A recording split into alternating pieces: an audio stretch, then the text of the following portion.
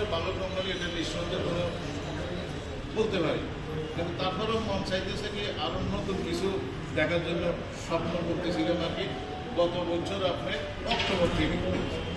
তারপরে হঠাৎ করে বিভিন্ন কোম্পানির সাথে যোগাযোগ করলাম, গার্ডিয়ানের সাথে যোগাযোগ করছে, সাডেনের সাথে যোগাযোগ করছে, তারপরে শান্তার সাথে যোগাযোগ, শান্তার সাথে অলমোস্ট কয়েকটা বসা হয়েছিল, কিন্তু মনে মনে খালি খুঁজতেছি কোথায় যাবো কোথায় যাবো, আর খুব ভালো অপরচুনিটির জন্য খুঁজতেছিলাম। পরে দিয়ে আমার ডিএমপি স্যারের সাথে একদিন ফোন দিলাম, স্যারে যখন রিজাইন দিল আমার মনে হয়ে গেছে তখন চাঙ্গা যে স্যারে যেহেতু রিজাইন দিয়েছে উনি নিশ্চয়ই যেহেতু ভালো একটা জায়গায় যাবে। আমরা সবাই থাকি চিটাগাং, আর প্রত্যেক কোম্পানির হেড অফিস হয়েছে ঢাকা। আমি চাইলাম আমাদের ঢাকা যায় কোম্পানির সাথে যোগাযোগ করতে পারি না, আবার কোনো এই ব্যাপারগুলি কথা বলা যায় না তখন। যা স্যারে যখন রিজাইন দিয়ে দিছে আমাদের, তখন আমি খুব খুশি হয়ে গেছি। আগে এবার একটা সূত্র পাইছি যেহেতু স্যার ঢাকায় আছে, যে কোনো একটা কোম্পানিতে উনি বুঝে চয়েস করবে, আমি ওনার সাথে যাবো। তাহলে স্যারকে যখন ফোন দিলাম, স্যারে তো অস্বীকার করেন আমি এখন কোনো কোম্পানিতে ইস্যু নিয়ে নেই, আমি এখন কোথাও চিন্তা ভাবনা করি না, আমি এক সপ্তাহ রিল্যাক্সে থাকবো। এটা হচ্ছে স্যারের বক্তব্য। তারপর বলতেছে ওয়েট করতে, আবার আমি, কারণ আমার তো মনে মনে অশান্তি, আমি শেষ করবো। 3 দিন পর আবার ফোন দিলাম, প্রায় 2টা দিন আপনি করে 2 দিন পরে স্যার বললো যে সুখবর আছে, আমরা সবাই মিলে যে আমাদের বেঙ্গলে যে বর্তমানে যে ফিউচার নিয়ে চিন্তা ভাবনা করতেছে, বেঙ্গল ভালো অবস্থানে যাইতেছে, সব এভরিথিং মিলিয়ে যখন স্যারের কথা বলছে মহিলা, তখন স্যারের কথা যখন বলছে তখন আমি বলছি না, আর কোনো অন্যদিকে চিন্তা ভাবনা করবো না, যেহেতু স্যার একসময় ফল দিতেছিল, গার্ডিয়ানকে তুলে আসে, এখন বেঙ্গলকে তুলে নিব, তাহলে আর অন্যদিকে কোনো চিন্তা ভাবনা করবো না, এখানে কাজ করবো।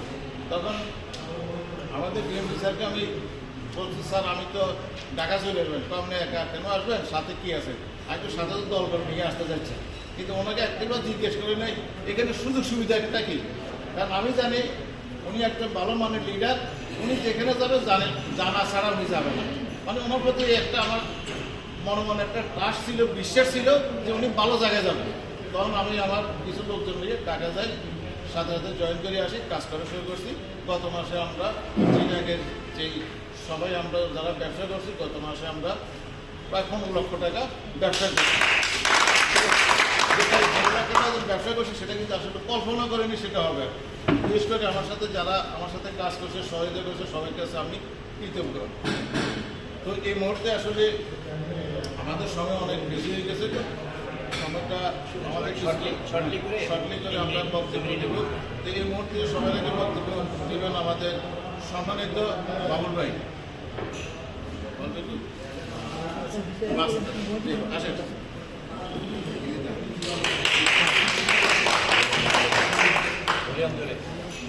ওয়ালাইকুম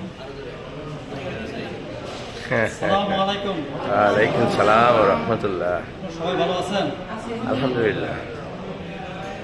আসলে আমি 2002-তে রূপালী লাইফে জয়েন করছিলাম। 2002 থেকে 2022 পর্যন্ত রূপালীতে ছিলাম, কোথাও কোনো কোম্পানিতে আমি জয়েন করি না। তো 22-এর পর থেকে দেখতেছি যে আসলে বিভিন্ন কোম্পানি আসতেছে, গার্ডিয়ান লাইফ, স্মাইল লাইফ, বিভিন্ন কোম্পানিতে যায়। রূপালী থেকে আরও অ্যাক্টিভই আসতেছে না, প্রথমে যারা আসতেছে তাদের থেকেও এখন বর্তমানে এরা অ্যাক্টিভ। তাহলে ওদের থেকে যদি ভালো কোনো কোম্পানি পাই, তাহলে আমি এদের মানে জব করার জন্য চিন্তা ভাবনা করছিলাম। তো আমি ছাটা লাইফে গেলাম, ছাটা লাইফে যাই মোটামুটি একটু বসছি। এখান থেকে এদিকে গেলাম কী বলে সতেশ লাইফ, ওখানে কিন্তু মোটামুটি কয়েকটা কোম্পানিতে আমি ঘুরছি। 2 বছর ওটা ঘোরাফেরার ভিতরে ছিলাম, তখন জয়েনিং করিনি। এরপরে যখন দেখলাম ইব্রাহিম স্যার সাথে একদম পরিচয় হওয়ার পরে দেখলাম যে না, লিডার হিসেবে ভাই আমার মোটামুটি ভালো আছে, অ্যাক্টিভ আছে, ওদের কথাবার্তা খুব ভালো, বা চলচ্চিত্র সব দিকেই ভালো দেখতেছি। এরপরে এই স্যারের সাথে পরিচয় হলো, দেখে যে না, এর থেকেও উনি আরও এক্সপার্ট, এখানে জব করার মতো সুযোগ আছে, বা সমাজে চলার মতো, মানুষের পরিচয়ের মতো মানে একটা সুযোগ আছে। ওনার সাথে বসলাম বাইজিদ মাজার গেট। আমি সর্বপ্রথম একটা পরিস্থিতি দেখেন, আমি একটু রিক্সাওয়ালা, যদি এই রিক্সাওয়ালার সাথে কথা বলার মতন আপনার তো এবিলিটি থাকে, কোনো দিতে না বাজে, তাহলে বসতে পারেন এবং তোমার সাথে কথা বলতে পারেন। আর না হয় যদি আপনাদের বাজে তাহলে 8 সাইড এক কাপ চা খাওয়াই আমাদের এক কাপ চা খাওয়াই যান, আর নয় আপনার এক কাপ চা খাই যান, কিন্তু সম্পর্ক থাকবে। উনি বলো যে না আপনার কথাবার্তা খুব ভালো লাগছে, রিক্সাওয়ালা হইলো কিন্তু আপনার ভালো লাগছে, আপনার রিক্সাওয়ালার সাথে সম্পর্ক থাকবে বা আমরা রাখবো, তা আপনার সাথে আসলে কি সম্পর্ক করা যায়। এরপরে আমার সাথে মোটামুটি পরিচয় হলো, কথাবার্তি হলো, বেশ কয়েকদিন আসা যাওয়ার ভিতরে। এরপর পরিচয় হলো মামার সাথে, ডিএমডির সাথে, ওনার সাথে পরিচয় হলো। পরিচয় হওয়ার পর দেখতেছি উনি কি একজন ডিএমডি, আমারই এলাকার আমারই মামার সম্পর্ক হয়। সম্পর্ক বলতে কি একবার বরিষ্ঠ মামা, রক্তের মামা হয়। এরপর আমার কোনো আর ইয়ে আসলো না, আমি ঠিক আছে মামা যখন আছে এখানে কোনো আমার আবদার নাই এবং কোনো অজুহাত নাই, আমি সরাসরি এখানে জয়েন করে গেলাম। আমি জয়েন করছি যে গত মাসে 24 তারিখে জয়েন করার পরে আমার নিজের মানে আমি নিজে একটা অফিস নিয়ে নিয়েছি। কোম্পানি কখন অফিস দিবে কি দিবে না সেদিকে আমি তাকাই না। এবং আমার যারা আছে, আমার বন্ধু যারা আছে এদেরকে বলার পর এরাও সবাই অ্যাক্টিভ আছে, এরা মোটামুটি আমার সাথে জয়েন হয়েছে এবং কিছু আছে এখনও মানে কিছু বুঝে শুনে জানে দেখার মতন আছে, এরা বুঝলে বুঝে খাললে এরা জয়েনিং করবে, এভাবে কিছু আছে। তো মোটামুটি যাই হোক 2 করছি, 5 তারিখ করছি একটা এবং 15 তারিখ একটা পর্যন্ত করছি, যতটুকু পারছি করার পরে এখন হয়তো সামনে জানুয়ারি পর্যন্ত আসছে। এখন এখানে মামা আসছে, এখানে মিটিং আমাদের দিয়েছে। তো এগুলি আমার বক্তব্য শেষ করলাম। এই মাসে কত দিবেন টার্গেট দিয়ে দেন? মাসে আমি 3 লাখ টাকা পৌঁছে দিচ্ছি। 3 লাখ টাকা কয় তারিখের মধ্যে দিচ্ছ? 20 তারিখে। রাইট। কক্সবাজার কয়জন অ্যাপ্লিকেশন নেবেন? আর হচ্ছে যে জানুয়ারি ফেব্রুয়ারি মাসে এই যে আপনার 2 মাস মিলে হচ্ছে কক্সবাজার যাবে, কয়জন এফে কোয়ালিফাই করবে? এক একটা এফের জন্য মাত্র 1.5 লাখ টাকা। আমি বলছিলাম 2 লাখ, স্যারে কমাই 1.5 লাখ করছে। আমি বলছিলাম কত? 2 লাখ, স্যারে করছে 1.5 লাখ। শুধু 4টা পলিসি লাগবে নতুন, আর 1.5 লাখ টাকা লাগবে। শুনছেন এটা? এইটা কজন করবেন আমি সে অনুযায়ী লিখবো। এটা কজন করবেন আর হচ্ছে এই মাসে করবেন। যদি কম দেন অসুবিধা নেই, বাট বলে যাবেন যে আমি 1 লাখ টাকা দেবো, অসুবিধা নেই। কিন্তু বেশি বলে কম দেওয়া যাবে না, কম বলে বেশি দেন। দুইটা জিনিস কি হবে, একটা হচ্ছে যে আপনার হলো কক্সবাজার, আর একটা হচ্ছে এই মাস জানুয়ারি আর কক্সবাজার। বলেন জানুয়ারি এবং ফেব্রুয়ারি মাস মিলে কজন দিবেন? কক্সবাজার কজন যাবে? 4টা পরিচয় 1.5 লাখ টাকা প্রিমিয়াম, তাহলে কজন যাবে? 10 জনে কিন্তু 15 লাখ টাকা প্রিমিয়াম হয়ে যাবে। এত লোক পাবেন কি আপনি? 10 জন। আর এই মাসে কত দিবেন? 3 লাখ। 10 জনের এই মাসে 3 লাখ হবে কেন? এর তো বেশি হবে। সব ব্যবসা আগামী মাসে করবেন। 3 লাখ দিচ্ছি স্যার, আরো বাড়বে আরো। 6 লাখের টার্গেট দিয়েছিলাম, আপনি বলছিলাম যে 6 লাখের ব্যবস্থা পেতে 3 লাখ বলছেন তো, মানে 1 টাকা 1 টাকা গুনতে হয়, 2 টাকা তারপরে 3 লাখ হয়। 3 লাখের কম হলে কি হবে? কি করবো? তোমার করতে হবেই না স্যার। কম হবে না? কনফার্ম? যদি কম হয় তাহলে কিন্তু আমি আপনার হলো যে 5% করে আপনার কাছ থেকে কেটে রাখবো।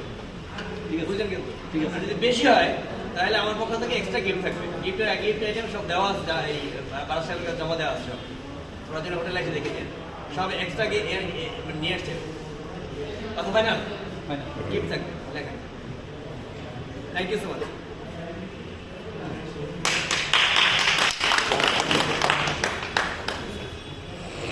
বাবুকে ধন্যবাদ। উনি আসলে অনেক পুরোনো মানুষ, ওনার সাথে যতবারে দেখা করতে গেছি অক্সিজেন বা কাজে সবাই মেন্টালি প্রিপারেশন থাকে লিডাররা, মানে হচ্ছে এই মাসে কত দিবেন, আর জানুয়ারি আর ফেব্রুয়ারি 2 মাস মিলে সে মনে করেন বাবুল সাহেব কার সাথে আছে? ইব্রাহিমের সাথে। আমরা ইব্রাহিমের আবার কিন্তু হলো যে অন্য লোক আছে, তো প্রত্যেকে আলাদা আলাদা করে যার সাথে রাখে দেবেন। এখানে বলে যাবেন ওনার তত্ত্বাবধানে ওই কজন লোক হবে, এটা মাথা রাখবেন। বাবুর এখানে যতবার যাই আমি অনেকবার গেছি, কিন্তু ওনার সাথে দেখুন 4-5 লোক সবসময় থাকে, মানে অ্যাপে বা ইয়ে বা বিয়ে লোকজন কাজ করার জন্য আগ্রহ থাকে। মানে এটা কখনো আমি গ্যাপ দেখিনি। আসলে উনি এসে খুব হার্ড পরিশ্রম করে, সকাল থেকে শুরু করে রাত্রে 10টা 11টা 12টা পর্যন্ত উনি দেখুন ফিল্ডে থাকে। আমি কয়েকবার ইব্রাহিমকে ফোন করছিলাম প্রায় 11টা বাজে, স্যার আমি তো আলীনগর আছি এখন, কার সাথে? বাবুর সাথে। আবার ফোন করলে শেরশা কলোনি, ফোন করলে টেক্সটাইল, ফোন করলে বাজি অক্সিজেন, মানে ফিল্ডে সবসময় উনি লেগে থাকে। তো এই জিনিসটা কিন্তু কাজের প্রতি যে একটা মানুষের ভালোবাসা, সেটা হচ্ছে তার প্রমাণ। তো এই মুহূর্তে বক্তব্য রাখবেন আমাদের সম্মানিত আরএসএম মোহাম্মদ মহসিন পাটারি সাহেব।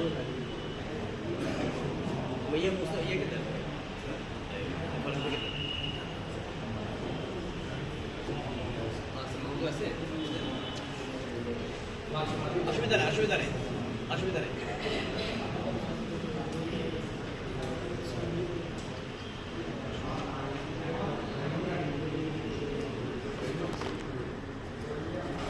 মিলি ম্যাডাম এই মুহূর্তে এই মিলি চলে আসো। হ্যাঁ, এই মুহূর্তে আমাদের বক্তব্য রাখবেন আমাদের সম্মানিত ইপিএস মিসেস রাজিয়া সুলতানা মিলি।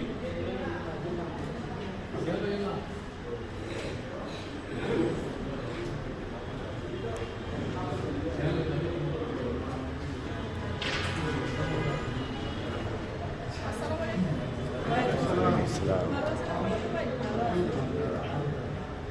আমি দীর্ঘ 10 বছর কলকাতায় কাজ করছি। আপনাদের দোয়ায় আলহামদুলিল্লাহ ভালো কাজ করছি। এখন আমি স্যারের হাত ধরে আরেকটা প্রজেক্টে আসতে চলে আসছি অলরেডি। ওখানে ডিজাইন করতেছি। মানুষের জীবনে অনেক সরাই উঠতে থাকে, এগুলো সব তারা হাত ধরে পার করবো ইনশাল্লাহ। আজকে তো আমরা নতুন প্রজেক্টে আসছি, আমরা আসলে শিখবো, এই জন্য আমি আসলে কিছু বলতেছি না। নেক্সট মিটিংয়ে ইনশাল্লাহ কিছু বলার চেষ্টা করবো।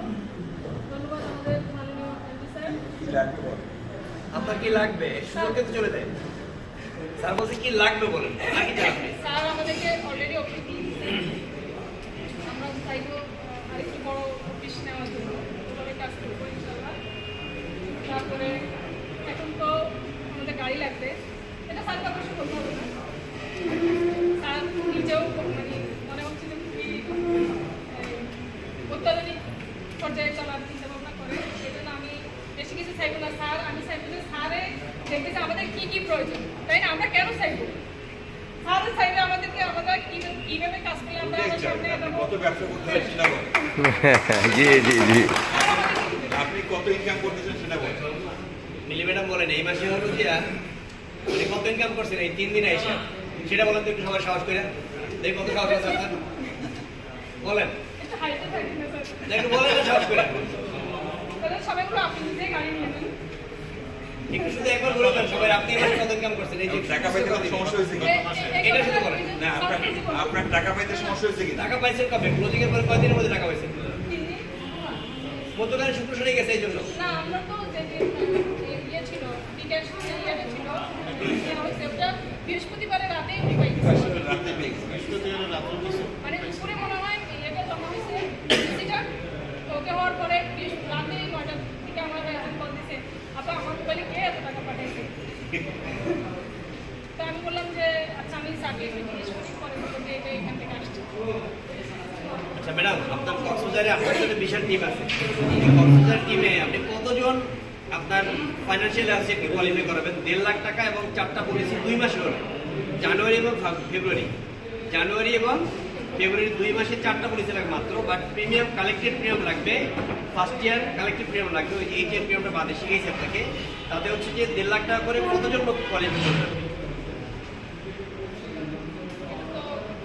অনুমান টার্গেট করেন একটা। বেশি হতে কমাতে পারবে অসুবিধা নেই, কম বেশি হয়তো 18-20 হবে, এর কিছু বেশি দাঁড়াবে। 30 জন, পাশে আছে। 30 জন জোরে বলেন, 30 জন ইনশাল্লাহ ইনশাল্লাহ। এই মাসে, এই যে 30 তারিখের মধ্যে, 26 তারিখের মধ্যে, ও 26 তারিখ টোটালটাই বলেন। ওগুলো সব দিচ্ছে কত? 10 লাখ? 10 লাখ? আমি জানি না, এটা স্যার জানে। এটা সুমিস্তার বলে দিতে।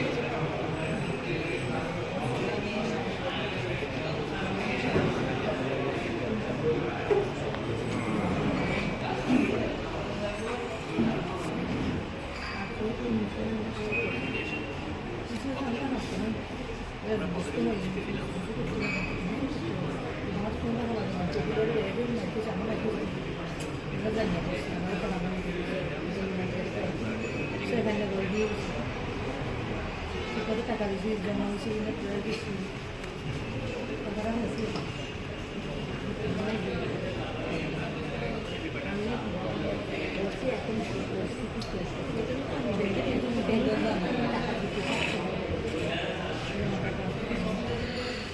আমি বেশ কিছু করছিলাম আমি স্যারের কাছে শুনেছি স্যার আমাদের জন্য কী কী রাখছে আমি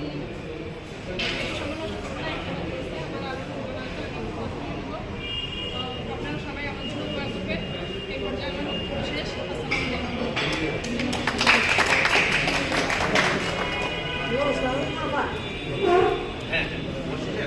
হ্যাঁ, ধন্যবাদ রাজীব সুলতানা দেবী ম্যাডামকে।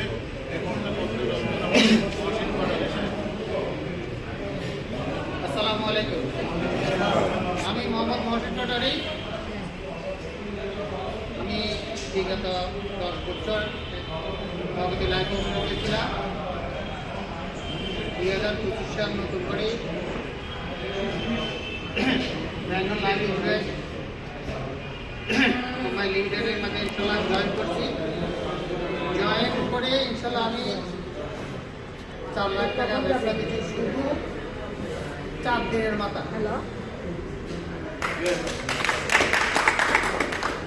আমাদের জন্য দোয়া করবেন। আমরা যখন সফলভাবে সবাই একত্রিত হয়ে ইনশাল্লাহ আমাদের সুনামধন্য কোম্পানিকে ভালো কিছু উপহার দিতে পারি ইনশাল্লাহ। আমি এইটুকু বক্তব্য শেষ করলাম আজকে। আমাদের জন্য আমরা আসলে লাস্টে জয়েন করে যে চমক দেখেছে 3 দিনের মাথায় যে চমক দেখেছে, এখন জানুয়ারি মাস হয়েছে, পুরো 1 মাস সময় আছে। এখন চমকটা হবে কিন্তু আরো 10 গুণ বেশি। এই মুহূর্তে বক্তব্য রাখবেন আমাদের সম্মানিত আলাসেব জনাব মোহাম্মদ মাহবুব চৌধুরী সাহেব। আসেন।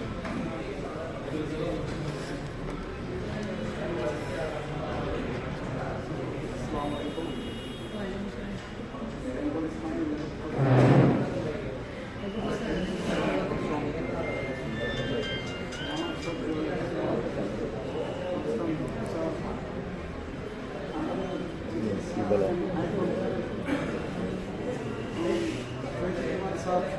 এই তো মিটিং শুরু হচ্ছে, কথা বলতেছে, তুমি সব করে আসো। আচ্ছা ঠিক আছে, আমি ভিডিও করতেছি তো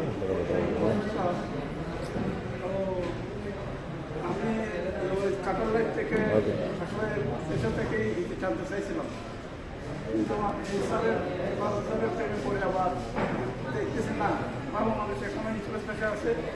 আমার কোম্পানিতে কাজ করতে স্যারের সাথে আমি ওই বেঙ্গল ইসলামী লাইফে জয়েন করলাম। ইনশাল্লাহ আমাদের উপরে যারা আছে সবাই আমার স্যার সবাই আইতো এখানে। ওদের সাথে যদি আমরা কাজ করতে পারি আশা করি ভালো করতে পারবো। আমি স্যারকে বলছিলাম ব্যবসা হবে ইনশাল্লাহ 25 সালে আমি একটা টার্গেট দিয়েছিলাম স্যারকে। স্যার 25 সালে আপনাকে যে টার্গেট দিয়েছি ইনশাল্লাহ টার্গেটটা লাভ করতে হবে।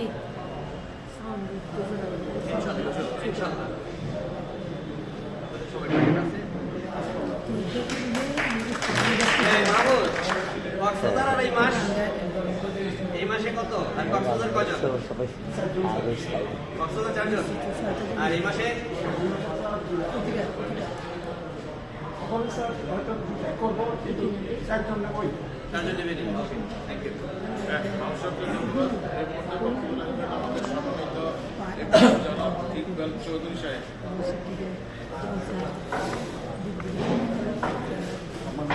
আসসালামু আলাইকুম রহমতুল্লাহ। আসলে আমি তো অনেক দিন থেকে ঠান্ডা ছিলাম, ঠান্ডাতে প্রবলেম এখন আসতে এখানে বলতেছি সময় ভালো করে নিই, তবে আশা করি এই মাসে ভালো হবে। এই মাসে আমি 2 লাখ দেবো, 5 জন আমার মধ্যে যাবে। 5 জন। এই মাসে কত বলছেন খেয়াল করে নেই। 2 থেকে তো ও এটা ঠিক আছে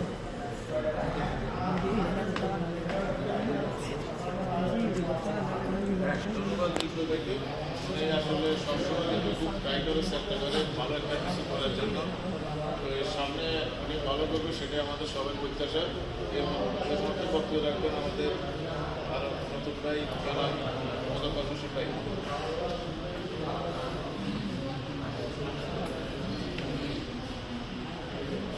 বিসমিল্লাহির রহমানির রহিম। আপনারা সবাই ভালো আছেন? আমি মোহাম্মদ মুজাম্মেল হক, আমি ইন্স্যুরেন্সের কর্মী। আসলে এই মিটিংয়ে আসলাম আপনাদের সাথে পরিচয় হওয়ার জন্য। ইয়ারলি বিজনেস প্ল্যানিং মিটিং 2025 আসলে বছরের জন্য একটা শুরু করার জন্য আমরা একটা প্ল্যানিং করার জন্য এখানে আসলাম। আমার পরিচিত 2005 সাল থেকে ম্যাট্রিক ছিলাম, 15-16 থেকে আমি সোনার লাইফ ইন্স্যুরেন্স আছি। আজকে বেঙ্গলের কর্মী হিসেবে আপনাদের সামনে উপস্থাপন হয়েছি। ধন্যবাদ শুধু রাজধানী থেকে টাকা আসা আমাদের ইন্স্যুরেন্সের আইকন, যিনি প্রতিষ্ঠানকে ডেভেলপ করে বাংলাদেশে পরিচিত করতে পারে এমন অনেক প্রতিষ্ঠানের পরিচিত আছে, যিনি আমাদের অনারেবল চিফ গেস্ট জনাব মনিরুল আলম তপন স্যার। চড়ুই পাখির মতো ঘুরতে এই প্রান্তে থেকে ওই প্রান্তে বাংলাদেশের রানাচে গিয়ে মানুষের কাছে দ্বারে পৌঁছে যায় এমন ব্যক্তির সাথে কাজ করার জন্য আপনারা আমরা যারা সবাই এখানে উপস্থিত, তার মধ্যে এমন একজন ব্যক্তির সাথে হাত ধরে আমরা আসছি, যেহেতু বেঙ্গল স্টেট লাইফ ইন্স্যুরেন্স কোম্পানিতে আপনারা সবার ছিলাম জনাব শহীদুজ্জামান সুমন, আমার চেয়ারপারসন, আমার পাশে যার অনারেবল গেস্ট আমি এখানে আসা তো আমার পরিচিত মুখ ভারত তালুকদার। আসসালামু আলাইকুম। আমি একটা কথাই বলতে চাই, ইন্স্যুরেন্স পেশায় আপনাকে কাজ করতে হলে নিজেকে ইন্স্যুরেন্স এবং আমি নিজে কর্মী, আমি কাজ করতে পারি, আমি মানুষের কাছে ট্রাস্ট কীভাবে করতে পারি, পরিচিতি কীভাবে দিতে পারি, সেটা নিজেকে আগে তৈরি করতে হবে। আমি করবো, বাজেট দিব না, বাজেট আমাকে দিবে। আমি কেন বাজেট নেব? আমাকে বাজেট দিতে হবে, আমি করে যেতে হবে। সাগরে যখন তরি নিয়ে মরতে যাব, তাহলে প্রস্তুতি আগে আমাকেই নিতে হবে। আমার সঙ্গভঙ্গ যার কাছে তাদেরকে প্রস্তুতি নিতে হবে। সাগর তো মাঝে যখন নৌকায় যাবে ডুবেই যেতে পারে, একচিটিন হতে পারে, ঘূর্ণিঝড় আসবেই। অনেক হয়েছে, এরকম অনেক ঘটনা পৃথিবীতে হয়েছে, ইতিহাস রয়েছে। আমরা শিখর, ওদের গাছ যেখানে থাকবে সেখান থেকে শিখরের মজবুত নিয়ে গাছের ডেভেলপ করা হবে। ইন্স্যুরেন্স করাতে আপনার যতক্ষণ পর্যন্ত বিশ্বাস, ট্রাস্ট এবং সম্মান, আস্থা অর্জন করতে পারবেন না, ততক্ষণ পর্যন্ত আপনি এই পেশায় কখনো ডেভেলপ করতে পারবেন না। আসেন আমরা এইটা বছরের জন্য 25 সালের জন্য প্রস্তুতি নিই। তাহলে আমরা কিভাবে প্রস্তুতি নেব? যে স্যারের এখন বলতেছে এই মাসের বাজেট নট হইলে আমি স্যারকে একটু সময় নিচ্ছি স্যার, আচ্ছা বলার জন্য চেয়েছিলাম, সময় পাবো, একটু কথা বলবো। অনেকদিন ধরে কথা বলা হয়নি, আমরা তো আসলে কথা বলার অভ্যস্ত মানুষ, ঠিক এটাই। আমি বিদেশে গিয়েছিলাম একবার, বিদেশে ট্যুরে গিয়েছিলাম ম্যাডলেফ থেকে। এক কোম্পানিতে আমাকে মার্কেটিং সেলসম্যানে করার জন্য সুযোগ দিয়েছিল, সেমিনার দিয়েছিল। তো আমাকে একটা প্রশ্ন করছিল যে আপনারা কি দিয়ে ইন্স্যুরেন্স করেন, আমাকে একটু বলেন তো। আমি বললাম আমরা মানুষের কাছে গিয়ে বলি আপনার কয়টা ভাই আছে, কয়টা বোন আছে, কয়টা দাদু ভাই আছে, এগুলিকে একটা লিস্ট করাই পলিসি করে। বুঝলাম না, ওদের বাসায় বললাম আর কি, যতটুকু জানি আর কি। তবে এটা তো ইন্স্যুরেন্সের পেশা না। ইন্স্যুরেন্সটা আপনার প্রয়োজনীয় জিনিস, ইন্স্যুরেন্সটা আপনার জিনিস, আপনার নিজেকে সেভ করার জন্য জিনিস। কেন আপনাকে ওনার করে যেতে হবে, বাইরের লিস্ট কেন নিতে হবে? ওরা তো আপনার আসার কথা। আপনি কেন গিয়েছিলেন? হয়তো আপনারা ডেভেলপ করতে জানেন নাই। যদি বলি কেন ডেভেলপ করতে হয় না, আপনি যদি বলি ভাই আমি ইন্স্যুরেন্স পেশায় কাজ করি, ভাই বাটপার একটা নেগেটিভ কাজ করতে চান, এই কাজে কোনো কাজ করতে পারবেন, ভবিষ্যৎটা আপনার অন্ধকার। আসলে তো সত্যি কথা, আমরা তো আসলে ভালো কাজ করি না। ভালো কাজ করি কখনো? ভালো কাজ তো করি নাই। কেন? আমার ডান আর বাম দিয়ে দেখিনি। শব্দের অর্থ হলো আপনার পাশের ভাই সকাল উঠে শুনছেন মারা গেছে গাড়ি অ্যাক্সিডেন্ট করে, আপনি কি বলতে পারবেন ভাই আমি তো তোমার জন্য একটা ইন্স্যুরেন্স করছিলাম কষ্ট করে, আজকে তো আমার কোম্পানি থেকে 10 লাখ টাকা পাবেন? কেউ বলতে পারবেন? হাত তোলেন। কারণ আপনি তো আপনার নিজের জায়গায় থেকে শুরু করেন নাই, শুরু করেছিলেন বন্ধুর কাছে গিয়ে, বন্ধু আমি ইন্স্যুরেন্স কোম্পানিতে জয়েন করছি, কাউকে বলিস না, তাহলে 2-1টা পলিসি দিস। শুরু করেছিলাম ওইভাবে, কিন্তু শুরু করি নাই জীবনটা সেভ করার জন্য, নিজের আত্মীয়কে সেভ করার জন্য। কারণ আমাদের জড়তা শেষ হয়নি, আমরা বেশি লজ্জা পাই। কিন্তু মানুষের কাছে তার চাইতে লজ্জা বোধ করি না। ভাই মা অসুস্থ, ভাই অসুস্থ, খুব কষ্ট আছে, আমাকে 10,000 টাকা দাম দে, তোকে আমি টাকা দিলে দিয়ে দেবো। কিন্তু ওই 10,000 টাকার জন্য যে পরিশ্রমটা করতে হয় সেটা আমরা কখনো করি না। কারণ আমাদের মুখে একটা জিনিস শুধু, কারণ ইন্স্যুরেন্স পেশা ভালো না, নেগেটিভ। ইন্স্যুরেন্স পেশা ভালো না, ভালো এটা কি ভালো? এই পেশা কি ভালো? হ্যাঁ, তাহলে আমি একটা জায়গায় আসি, ব্যাংকে যারা চাকরি করে তারা কি ভালো পেশায় চাকরি করতেছে? সে বলেন, হ্যাঁ, অনেক ব্যাংকে দেউলিয়া হওয়ার কথা গিয়েছিল, পারছে? কেউ ধরে রাখতে পারছে? আর ব্যাংক দেউলিয়া হলে টাকা দিব বলছে কে? ইন্স্যুরেন্সে। আপনার 10 লাখ টাকা চলে গেলে ব্যাংকটাতে 1 লাখ টাকা হলে হবেন। পাশে কে ছিল? ইন্স্যুরেন্স ছিল। আসেন, আমরা যুদ্ধের জন্য তৈরি হওয়ার জন্য 2025 সালকে আমরা ডিক্লারেশন দিই, সর্বজয়। আমরা কি সর্বজয়, বিফল হবে না, সব না। নো বলতে কোনো শব্দ নাই পৃথিবীতে। Yes, always positive. বাট একটা জিনিস, আগে আপনাকে নিজেকে কি করতে হবে? ইন্স্যুরেন্সের পরিচয় দিতে হবে। আমি যদি এখানে খোঁজ করি, ওইভাবে যাচ্ছি না, এখানে সব খারাপ। 80% লোকে বলো যে ভাই আমি ওখানে চাকরি করি, ওখানে এটা করি। আজকে ভারত ভাই দাবাত দিছে, শহীদুজ্জামান সাহেব তো আসতে বলছে, এই জন্য আসছি। কেউ বলবে না আমি ইন্স্যুরেন্সের কর্মী, এই যে আমি ইন্স্যুরেন্সের কর্মী, এখানে যেখানে দাঁড়িয়ে বলছি এটাই ইন্স্যুরেন্সের কর্মী। এই কোড ইন্স্যুরেন্সের এই পোশাক ইন্স্যুরেন্সের পয়সা দিয়ে এটা কেউ প্রাউড করে বলতে হবে না।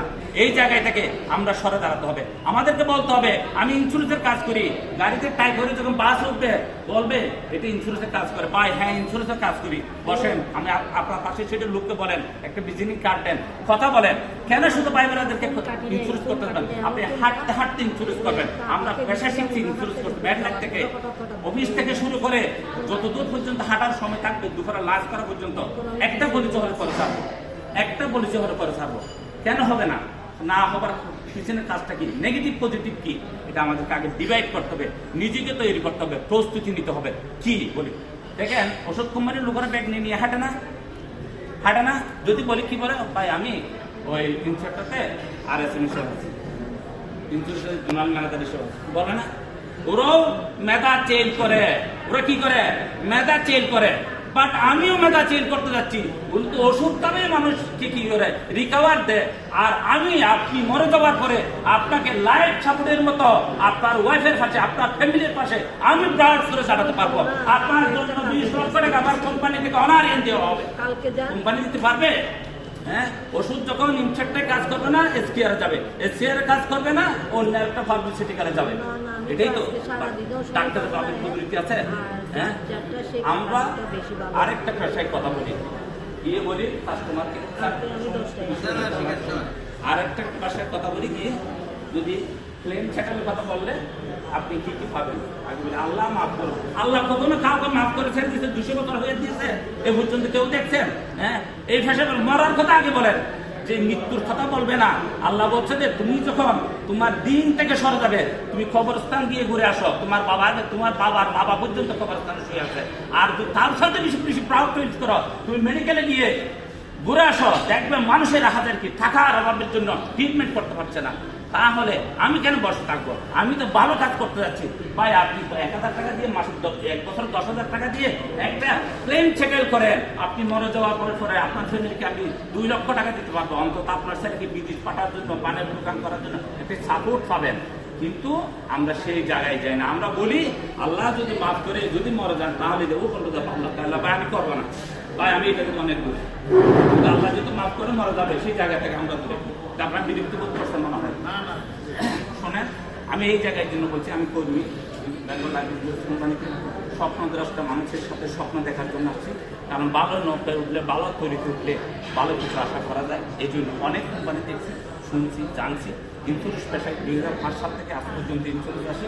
আজকে এই মঞ্চ আসছি তার দেওয়া আমার আসলে এই কাকতালিভাবে স্যারের সাথে দেখা, উনি ম্যাথলেটে আমার ওই বঙ্গবন্ধু কলেজ সেমিনার আমার সাথে কোয়ালিফাই করা, আমি ব্যাংক অফ কোয়ালিফাই করছিলাম সেই সময় স্যারের সাথে।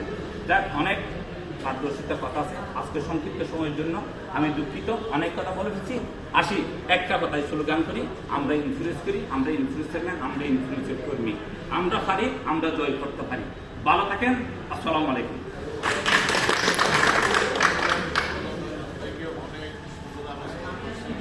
দীর্ঘদিনের অভিজ্ঞতার কারণে এই আলোচনা করা অনেক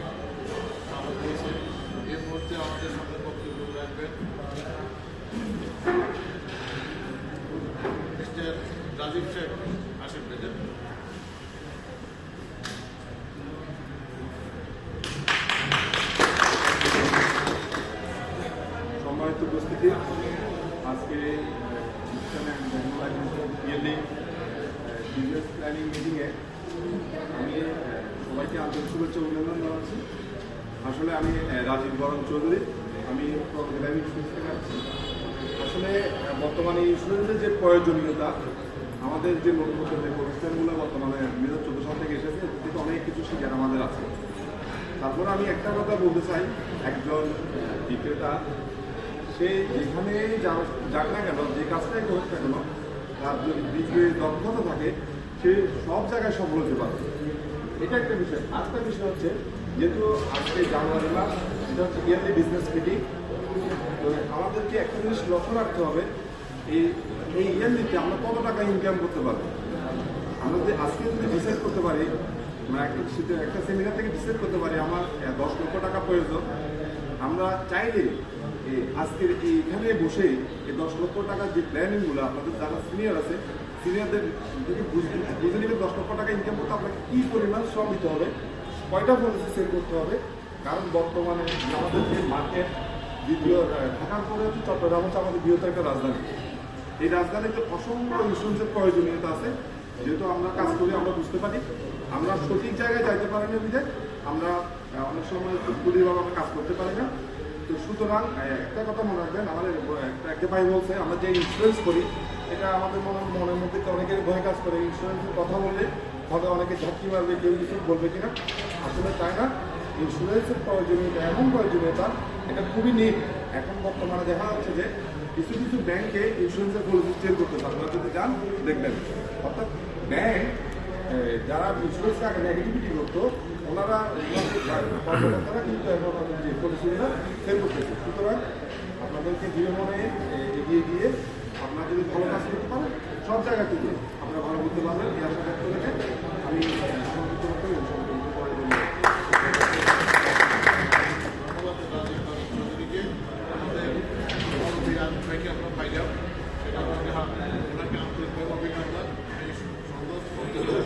এই মুহূর্তে বক্তব্য রাখবেন আমাদের সম্মানিত গোলাম মারুফ ভাই।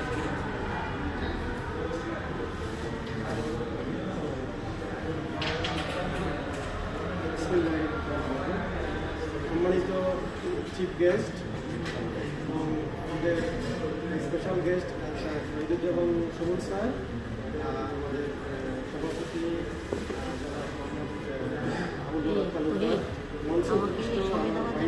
আসসালামু আলাইকুম। সালাম একটু জোরে হয় না, সালাম একটু জোরে দিয়েছি, জোরে হয়, কিন্তু আমার কথা কম শোনা যাচ্ছে না। আজকে এখানে আমরা এখানে 2025 সালের জানুয়ারি মাস কিন্তু শুরুতে আসার কথা ছিল, কিন্তু আমাদের সময়টা গোছানো ছিল না বলে আমাদের একজন ফোনে কথা বললে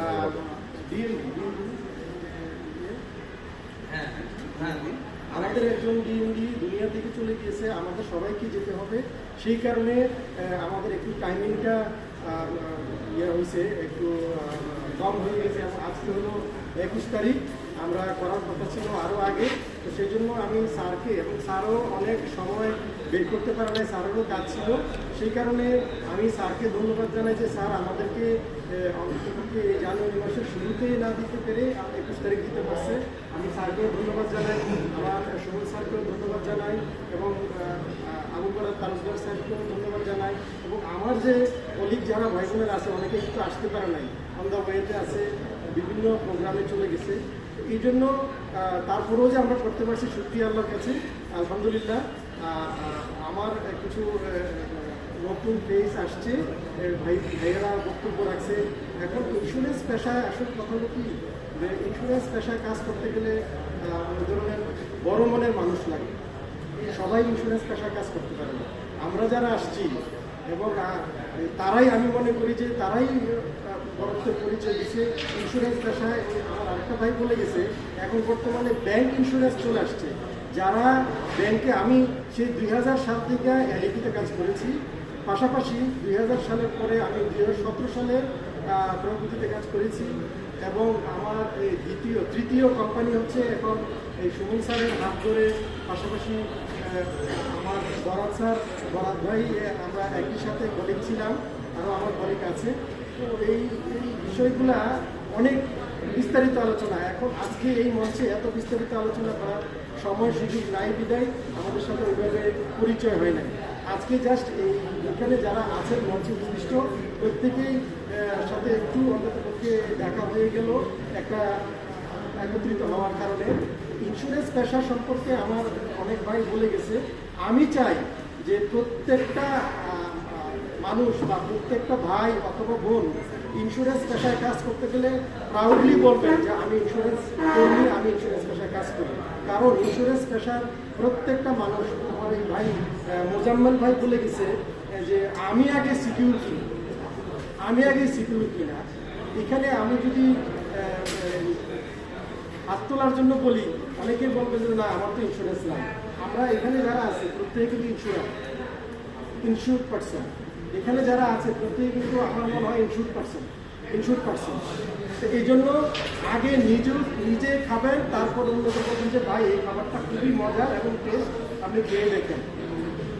আমরা যখন ব্যাংকে ইন্স্যুরেন্স করতে গিয়েছিলাম তখন ব্যাংক ম্যানেজার বা ব্যাংকের আরও ঊর্ধ্বতন কর্মকর্তারা বলতো না ব্যাংক বেকার, আমার ইন্স্যুরেন্সের প্রয়োজন নেই, এই ধরনের কথা বলতো। এখন দেখেন ব্যাংক আমাদের কাছ থেকে বিভিন্ন কোম্পানি ভালো জানবে আমাদের সম্পর্কে, যে কোম্পানির সাথে চুক্তিবদ্ধ হয়ে ব্যাংকের মাধ্যমে ইন্স্যুরেন্স সেল হচ্ছে। এই জন্য ইন্স্যুরেন্সের চাহিদা যদি না বাড়তো তাহলে ব্যাংকগুলা কখনো ইন্স্যুরেন্সের কোম্পানির সাথে চুক্তিবদ্ধ আবদ্ধ হয়ে থাকে। এই জন্য আমি মনে করি যে ইন্স্যুরেন্স এখন একটা অত্যাবশ্যকীয় জিনিস হয়ে গেছে, একটা বিষয় হয়ে গেছে। অর্থনৈতিক চাঙ্গার জন্য ইন্স্যুরেন্স বিশাল ভূমিকা পালন করে দেশের অর্থনৈতিক ক্ষেত্রে। এই জন্য আমি বিস্তারিত আলোচনায় গেলাম না, আমাদের সময় অনেক চলে গেছে শুধু লোকজন আসার কারণে। আমি সবাই সুস্বাস্থ্য এবং সফলতা কামনা করে এখানে শেষ করছি। আসসালামু আলাইকুম রহমতুল্লাহ বারাকাতুহু।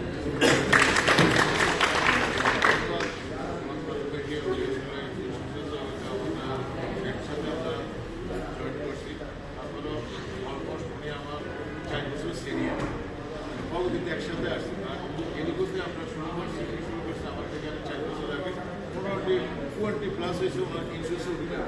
ভিতরে কিন্তু অনেক কথা জমি আছে, কিন্তু সময়ের কারণে সব কথা আসলে বলা হয় না। হয়তো নেক্সট আবার যখন মিটিং হবে তখন আমরা পর্যাপ্ত সময় নিব, সবাই প্রাণ খুলে কথা বলবো।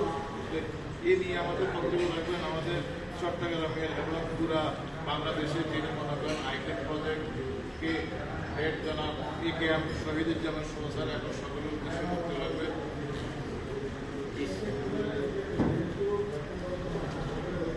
ধন্যবাদ দর্শক। আসসালামু আলাইকুম। ওয়ালাইকুম আসসালাম।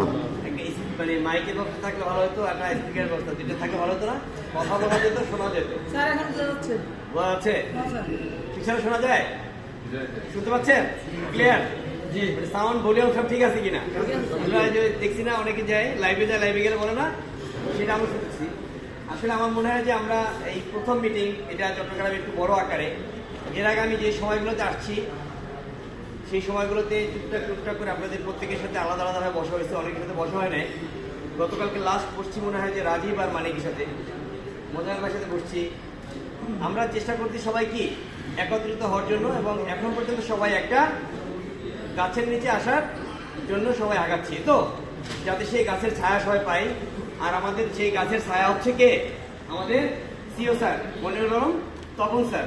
আমরা সবাই তার জন্য দোয়া রাখবো এবং যেন সে দীর্ঘজীবী হন এবং আমাদেরকে একটা সুন্দর একটা সংগঠন তৈরি করে দিতে পারেন, সেই দোয়া করি। তবে আপনাদের সময় ক্ষেপণ থাকতে হবে। কোনটা? টাইম জ্ঞান, মানে সময়ের কি ধারণা। আমাদের মিটিং দেওয়া ছিল তো 10টায়, আমরা এখনো আসতেছি। নেক্সট টাইম থেকে আমি অনুরোধ করব সব লিডারদেরকে, একেবারে জোর অনুরোধ করি, টাইমের পরে আপনি আর কাউকে অ্যালাউ করবেন না, একদিন অ্যালাউ করবেন না, পরের দিন থেকে সে সোজা হয়ে যাবে। নাকি খারাপ হচ্ছে? আমি আপনাদের সবচেয়ে বেশি ভালো প্রোডাকশন যে দেয় সে ডিস্টার্ব করবে, এটা জানবেন, ঠিক আছে? বাট তাকে আমরা যদি ওইটা অ্যালাউ করতে থাকি, একটা সময় সে কিন্তু পুরা টিমের মধ্যে একটা বিশৃঙ্খলা সৃষ্টি করে ফেলবে। তো যার জন্য আমরা কি করবো, প্রত্যেকের সাথে কমিটেড থাকবো। আপনি যদি আমার সাথে দেখা করার জন্য টাইম না দিতে পারেন, তাহলে কাস্টমারের সাথে দেখা করার জন্য টাইম দেবেন না।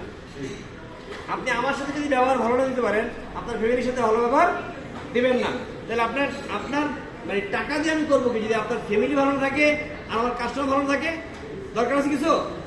তো আমরা একটু অদাবদ্ধ হলাম। টাইম আমাদের জন্য কি হবে? ইম্পর্টেন্ট। ইন টাইম মানে জাস্ট ইন টাইম।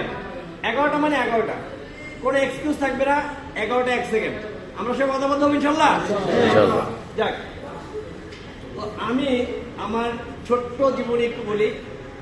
পড়াশোনা করেছি অনেক, ওইটা বলে লাভ নাই। অনার্স মাস্টার্স কমপ্লিট করছি, কম্পিউটার উপরে ডিপ্লোমা, হাই ডিপ্লোমা করেছি, MBA করেছি, HR উপরে, মার্কেটিংয়ের উপরে পোস্ট গ্রাজুয়েশন করছি। অনেক কিছু করার পরে চিন্তা করে দেখলাম যে ইন্স্যুরেন্সে আসলে কেন আসলাম।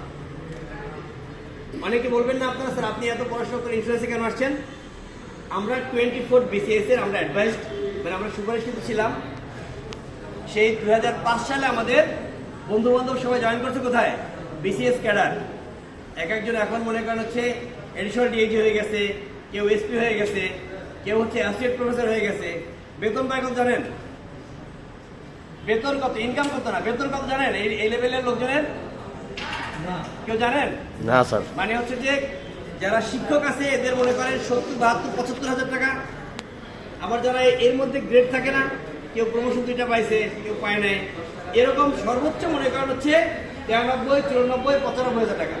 কেউ কিন্তু 6 ডিজিট কমপ্লিট করতে পারে না। 6 ডিজিট বুঝেন তো? 6 ডিজিটে কি হয় মিলি? কি বলছো বলেন? লাখ টাকা। আমি কি বলছি সেটা বলুন। 6 ডিজিটে 6 ডিজিটে কি হয়? চুরি করেন না আর এগুলো বলেন না, শিখতে দেন। না শিখতে দিলে পরনির্ভরশীল হয়ে যাবে। উনি ওনার ইনকাম কিন্তু হাজব্যান্ডের উপর নির্ভরশীল না, ওনার হাজব্যান্ড ওনার উপর নির্ভরশীল না। তো কেউ কাউকে আমরা পঙ্গু করে দেবো। পঙ্গু করে বোঝেন তো? পিছন থেকে মনে করেন স্টেজে উঠছে, ওঠার পরে বলতেছে বলতো 1 আর 1 কত? মা সামনে থেকে বলতেছে 2 2, মানে মা উত্তর দিয়ে। তাহলে এই মায়ের দরকার নেই আমার, আর এই সন্তানের দরকার নেই। আমরা কেউ কাউকে পঙ্গু না করি। 6 ডিজিট জানেন কে? এখানে আর আপনারা বাদে এই পাশে লোকজন 6 ডিজিট বোঝেন? 6টা ডিজিট বোঝেন কিনা? এখানে কেউ বোঝেন 6 ডিজিট? কেউ করেন না? দেখেন, আমরা কেউ 6 ডিজিট বুঝি না। মিনি গত মাসে কত ইনকাম করে জানেন? 2 লাখ টাকার উপরে। 6 ডিজিট হচ্ছে একক, দশক, শতক, সহস্র, অযুত, লক্ষ, মানে 1 লাখ টাকা হচ্ছে 6 ডিজিট হয়। এখন 1 লাখ 1000 থেকে শুরু করে সেই 9,99,000 পর্যন্ত হচ্ছে একটা হিসাব। লাখের উপরে গেলে কি হয়? অযুত, কোটি, তখন 7 ডিজিট হয়, 8 ডিজিট হয়, 10 ডিজিট হয়। সবাই হিসাব সবসময়ের জন্য প্রাউড ফিল করে কি? 6 ডিজিট। বসেন, সেই 6 ডিজিট যদি আপনি না বোঝেন, ডিজিট যদি না বোঝেন, তাহলে কিন্তু আপনি 100 টাকা বুঝতে পারবেন না। 100 টাকা কয় ডিজিট? হ্যাঁ, পিছনে কেউ শোনা যাচ্ছে? 100 টাকা কয় ডিজিট? আপনি এই ম্যাডাম পিছনে কয় ডিজিট? 100 টাকায় 5 ডিজিট। তো দেখেন ওনার পিছনে কথা যায় না। 100 টাকা হচ্ছে একক, দশক, শতক, 3 ডিজিট। সো আমরা, আমার ইন্স্যুরেন্সের শুরু হচ্ছে মেটলাইফ বা আলিগ্রো যেটা আমরা বলতাম, সেই মেটলাইফ থেকে। কত সালে? 2001 সালের 22শে অক্টোবর। আর আজকে হচ্ছে 2025 সালের 21শে জানুয়ারি, মানে 24 বছর শেষ। এখন এই 24 বছরে আমিও কিন্তু 3 ডিজিট শেষ করছি। সেটা হচ্ছে যে মেটলাইফ, প্রগতি লাইফ আর এখানে। আমি প্রগতি লাইফ থেকে, মেটলাইফ থেকে কেন প্রগতি লাইফে গেলাম, প্রগতি লাইফ থেকে আমরা এখানে আসলাম। আমি কি শুধু পয়সার জন্য আসছি? কি বলে না? অবশ্যই পয়সার জন্য আসছি। পয়সা তো সবার আগে, কি বলেন না? পয়সা ছাড়া আমি কেন থাকবো? পয়সা ভালো থাকবে। এখন মেটলাইফে আমরা যেটা পাইতাম, একটা কাস্টমারকে আপনি, এখানে আমরা সবাই তো মোটামুটি কাজ করছি, কাজ বুঝি না? মেটলাইফে আমরা কি করতাম? 1000 টাকার একটা DPS পলিসি করালে সেখানে আমরা কিন্তু হসপিটাল কাভারেজ দিতে পারতাম না। আমাদের মূলত কি লাগে? যেমন আমার এখন প্রচন্ড ব্যথা করতেছে, যদি কেউ বোঝেন, আমার এখানে এত পরিমাণে ব্যথা করতেছে, যে কথা বলতেছি আমার প্রচুর কষ্ট হচ্ছে, যা বলার মতো না। কিন্তু আমি কিন্তু কথা বলতেছি। এটাকে বলে কি জানেন? এটা কি বলে? পাওয়ার, পাওয়ার অফ এনার্জি। শরীরে এনার্জি আছে কি কারণে? ব্যথা করে ঠিকই, ইঞ্জিন ঠিকই চলতেছে। তো ইঞ্জিন কোথেকে আসে? ব্রেন থেকে। হ্যাঁ, ফুয়েল থেকে না? মানুষের ফুয়েল কি মিনহাজ? মানুষের ফুয়েল কি? টাকা। মাথা মাথা করে কোনো খবর আছে? রাত্রে আমি ঘুমাইছি মানে 4টার সময়, শুধু কথা বলতেছি, কাজ করতেছি, বিভিন্ন জায়গায় রাত্রে আমি ভিজিট করছি। রাত্রেও আমার একজন সংগঠককে নিয়ে আমি তার মনে চাইছে যে সে একটু ঘুরতে যাবে, আমার বলে স্যার আমি একটু ঘুরতে যাবো। চলেন, কোথায় যাবেন? তাকে নিয়ে আমি সি বিচে গেছি। সি বিচে ঠান্ডার মধ্যে অনেক সময় রয়েছি, ঠান্ডা লাগছে না, ওই মাথা ব্যথা এখন রয়ে গেছে। কিন্তু আমি কিন্তু আমার সংগঠকের কি করছি, মন রক্ষা করছি। তো আপনি আপনার বাচ্চাকে যেভাবে লালন পালন করেন, সেই আপনার সংগঠককে যদি আপনি সেভাবে, আপনার একজন কর্মীকে আপনার সংগঠককে যদি সেভাবে ভাবেন, তাহলে আপনি আপনার সংগঠন বৃদ্ধি করতে পারবেন। ওই সংগঠককে আমি এখন যদি বলি যে আপনার এই জিনিসটা লাগবে, ও কি না করবে আমার জন্য? ওর মনে চাইছে আমি আসছি, ও আমার সাথে আড্ডা দিবে, আমি ওর নিয়ে আড্ডা দিচ্ছি। আবার টাইমলি কিন্তু সবার আগে আমি মিটিং আসছি।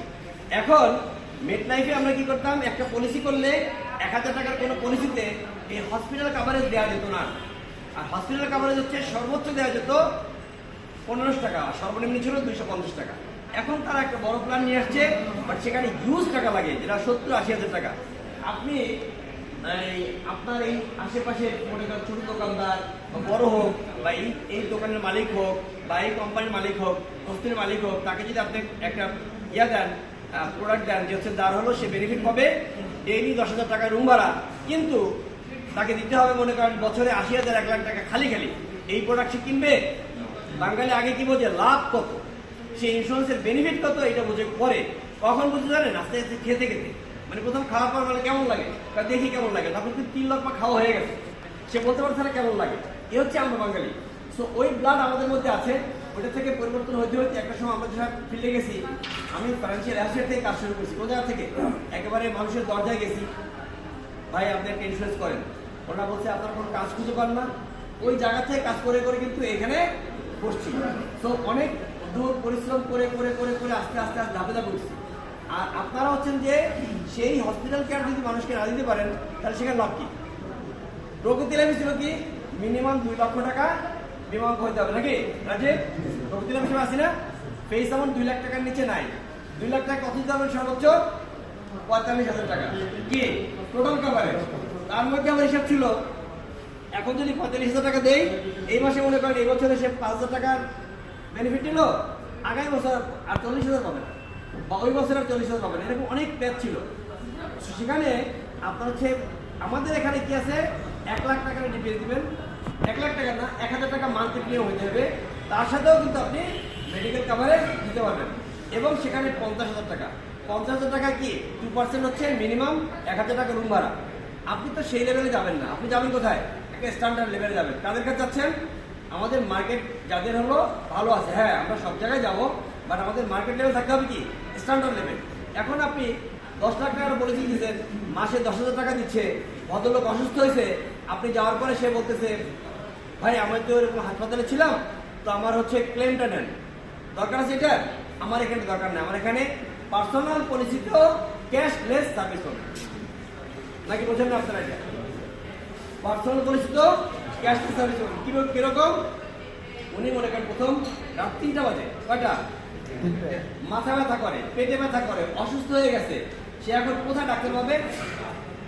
আপনার না মনে করেন আত্মীয় ডাক্তার আছে, আরেকজন আছে, অনেকেই তো নাই, আছে সবাইকে ডাক্তার আছে ঘরে ঘরে পরিচিত নাই। তাহলে সেক্ষেত্রে কি করবেন? আপনি আমাদের হটলাইন নাম্বারে ফোন দিবেন, ইনস্ট্যান্ট আপনাকে বাংলাদেশের যত এমার্জেন্সি হাসপাতালগুলো ডাক্তাররা আছে, এরা কিন্তু খোলা থাকে নাকি বসে থাকে, ঘুমাই যায়? ঘুমাই যায় না।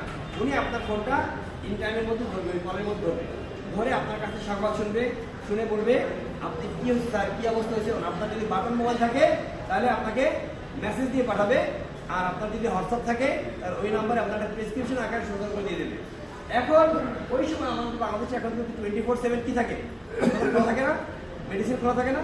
মেডিসিন আপনি এখন অনলাইনে যেয়ে অনলাইনে দিতে পারেন, এখন সবাই চালাইতে পারে। আপনি রিক্সা লাগাতে যাবেন, তার কাছে ফেসবুক আছে, যে ফেসবুক চালাইতে পারে ওই কাস্টমারকে আপনি জিনিসগুলো শিখাই দিলে সেও পারবে না, পারবে না? আপনার আমার মা অনেক বয়স্ক মানুষ, প্রায় 70-এর কাছাকাছি, উনিও দেখি ফেসবুক চালান, উনি ওনার নাতির সাথে ফোন দেয় হোয়াটসঅ্যাপে। তো আমি এটা কি উনি একা পারছে? আমরা তাকে শিখিয়ে দিয়েছি। তো আপনি আপনার কাস্টমারকেও সেম শিখিয়ে দেন, সে সে যে লেভেলের হোক না কেন শিখিয়ে দেন, সে আপনাকে এবার অ্যাভয়েড করতে হবে। তাহলে আমরা প্রথমে কি পাচ্ছি? 24/7 টেলিমেডিসিন। এরপরে কি পাবো? Cashless service. তার জন্য এখানে মিনি ম্যাডামের অথবা ইব্রাহিম ভাইয়ের, ইকবাল ভাইয়ের অথবা ফারুক ভাইয়ের কোনো ক্লেম ছিল, এই যে ক্লেম যে হচ্ছে অনেকদিন পরেও পান না, এরকম ছিল না কার জন্য? সো হচ্ছে যে এখানে কি হচ্ছে, আমাদের কিন্তু ক্যাশলেস সার্ভিস। ওই আপনার খরচ করছে, খরচের পরে এই কাগজ আবার ঢাকায় পাঠাবেন, ঢাকায় পাঠানোর পরে নেবেন, এগুলো কিছু দরকার নেই। ক্যাশলেস সার্ভিস বুঝেন তো? আমরা এখানে খাওয়া দাওয়া করে কি করবো? কার্ড ঘষাতে চলে যাবো নাকি? এটা হচ্ছে ক্যাশলেস। সেম আপনার ওই যে ভদ্রলোক বা যে কাস্টমার মেডিকেলে থাকবে বা ইন হসপিটালাইজড হবে, মিনিমাম 24 আওয়ার্স থাকবে। কতদিন? একদিন, মানে 24 ঘন্টা। আজকে দুপুর 12টায় হয়েছে, কালকে দুপুর 12টার পরে বের হবে, অথবা আজকে সকাল 8টা হয়েছে, আগামী দিন সকাল 8টার পরে, মানে মিনিমাম থাকতে হবে কত? 24 ঘন্টা। যাই হাসপাতালে ডাক্তার দেখাইয়া খুচরা লাগাই দিয়ে চলে আসছে, এই লোক কিন্তু মেডিসিনের মানে কোনো ধরনের কোনো বেনিফিট পাবে না, কারণ সে যে ছিল অসুস্থ ছিল এটার প্রমাণ থাকতে হবে, তো মিনিমাম একদিন থাকতে হবে। তাহলে সে কি পাবে? ক্যাশলেস সার্ভিস পাবে। আমাদের একটা হেলথ কার্ড দিব, ওই হেলথ কার্ডটাই তার টাকা। তাহলে কোনো ঝামেলা আছে? টাকা পয়সা নেওয়ার কোনো ভেজাল আছে? ওই লোক কোনো সমস্যা হবে? ক্লেম জমা দেওয়া লাগবে? আপনার কোনো কষ্ট আছে? ওই যে আমাদের সার্ভিস সেন্টার আছে, ওরাই সব সার্ভিস দিয়ে দেবে। আপনার একটা পলিসি ফর্ম নিয়ে হয়েছে, ও ফোন দেবে আমাদের কল সেন্টার থেকে। সব কিছুই হচ্ছে আমাদের এখানে কি ডিজিটাল। আপনি একটা পলিসি করিয়েছেন, এখনই আপনি ফর্ম ফিল আপ করেন অনলাইনে, শিখিয়ে দিবে। আপনি অনেকেই শিখছেন মনে হয়, আপনাকে শিখাই দিবে। সাথে সাথে আপনি কিন্তু কাস্টমারের পেমেন্ট থেকে, কাস্টমারের মোবাইল থেকে বিকাশ, রকেট, নগদ, কার্ড, যার যেখানে যত সিস্টেম আছে ওখান থেকে পেমেন্ট করে সাথে সাথে মানি রিসিপ্ট তাকে দিয়ে আসতে পারবেন। তার মোবাইলে মানি রিসিপ্ট অটো জেনারেট হয়ে চলে যাচ্ছে। সো আপনি এই যে ইন জেনারেল ফুললি অটোমাইজ। এখন আপনারা কি ফেসবুক ছাড়া তো আপনার পিচ্ছি বাচ্চারাও আপনার চলে না, ইউটিউব ছাড়া চলে না, চলে নাকি? খাওয়ার সময় ইউটিউব দেখেন না? এই যে বাচ্চারা বসা জিজ্ঞেস করে দেখেন, ও ইউটিউবে মিনিমাম 20টা ছাড়া পাবে। ও জানে কোন কোন জায়গায় কোন জিনিস পাওয়া যায়, কিন্তু মুখস্থ কি জানে না। টিপ দিতে পারে মুখস্থ এরকম ডিজিট দিয়া, ওইখানে মনে করেন কার্টুনে ঢুকে যাবে। কোন কার্টুন ওর দেখতে ইচ্ছা করে সেটা দেখতে হবে। ও যদি ওর জেনারেট করতে পারে এই জায়গাটায়, আপনি আপনার কাস্টমারকে যে বয়স্ক 18 বছর প্লাস 60 বছরের মধ্যে, তাকেও তো আপনি পারবেন নাকি? এখন কথা হচ্ছে, এটা গেল কাস্টমার বেস। আমি কেন বেঙ্গল ইসলামী লাইব্রেরিতে জব করবো, চাকরি করবো, এটা তো কথা। বা কাজ করবো কেন, ব্যবসা করবো, আমরা তো বিজনেস করি নাকি? নাকি লুকস লাইক এ বিজনেস। আপনার কিন্তু এমন নাই যে আজকে সকালে হাজিরা না দিলে আপনার বেতন কেটে দিবে, আছে এরকম সিস্টেম? একটা সময় আমরা ছিল মেট লাইফে, সকালে আমরা 9টার সময় না ঢুকলে ক্রস হয়ে যেত এবং মাস শেষে জরিমানা দিতে হইতো। অনেকের চেক আটকে রাখতো, এটা অনেক আমাদের হ্যাসলিং গেছে। এখন আর সেই যুগ নাই। অনেক কষ্ট করছি, রিকোয়েস্ট করছি, অনেকে দেখছি পায়ে ধইরা তারপর হচ্ছে এজেন্সির কাছ থেকে তারপর নিচ্ছে, জরিমানা দিয়ে দিচ্ছে, মুশলেখা দিচ্ছে, কানে ধরায় দাঁড়া করাচ্ছে, অনেক কিছু করছে।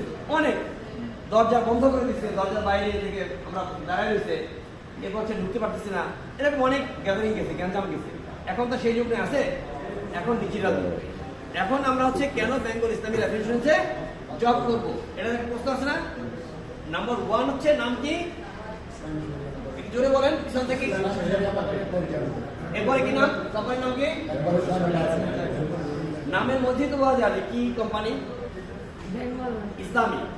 আপনি হিন্দু হন, মুসলিম হন, খ্রিস্টান হন, বৌদ্ধ হন, যেই ধর্মেরই লোক হন, এখানে হয়তো আমাদের অনেক লোকজন আছে। তো হচ্ছে যে আমরা একটু মানে ইয়া হচ্ছে, গ্যাদারিং হচ্ছে, কথাবার্তা হচ্ছে পাশে।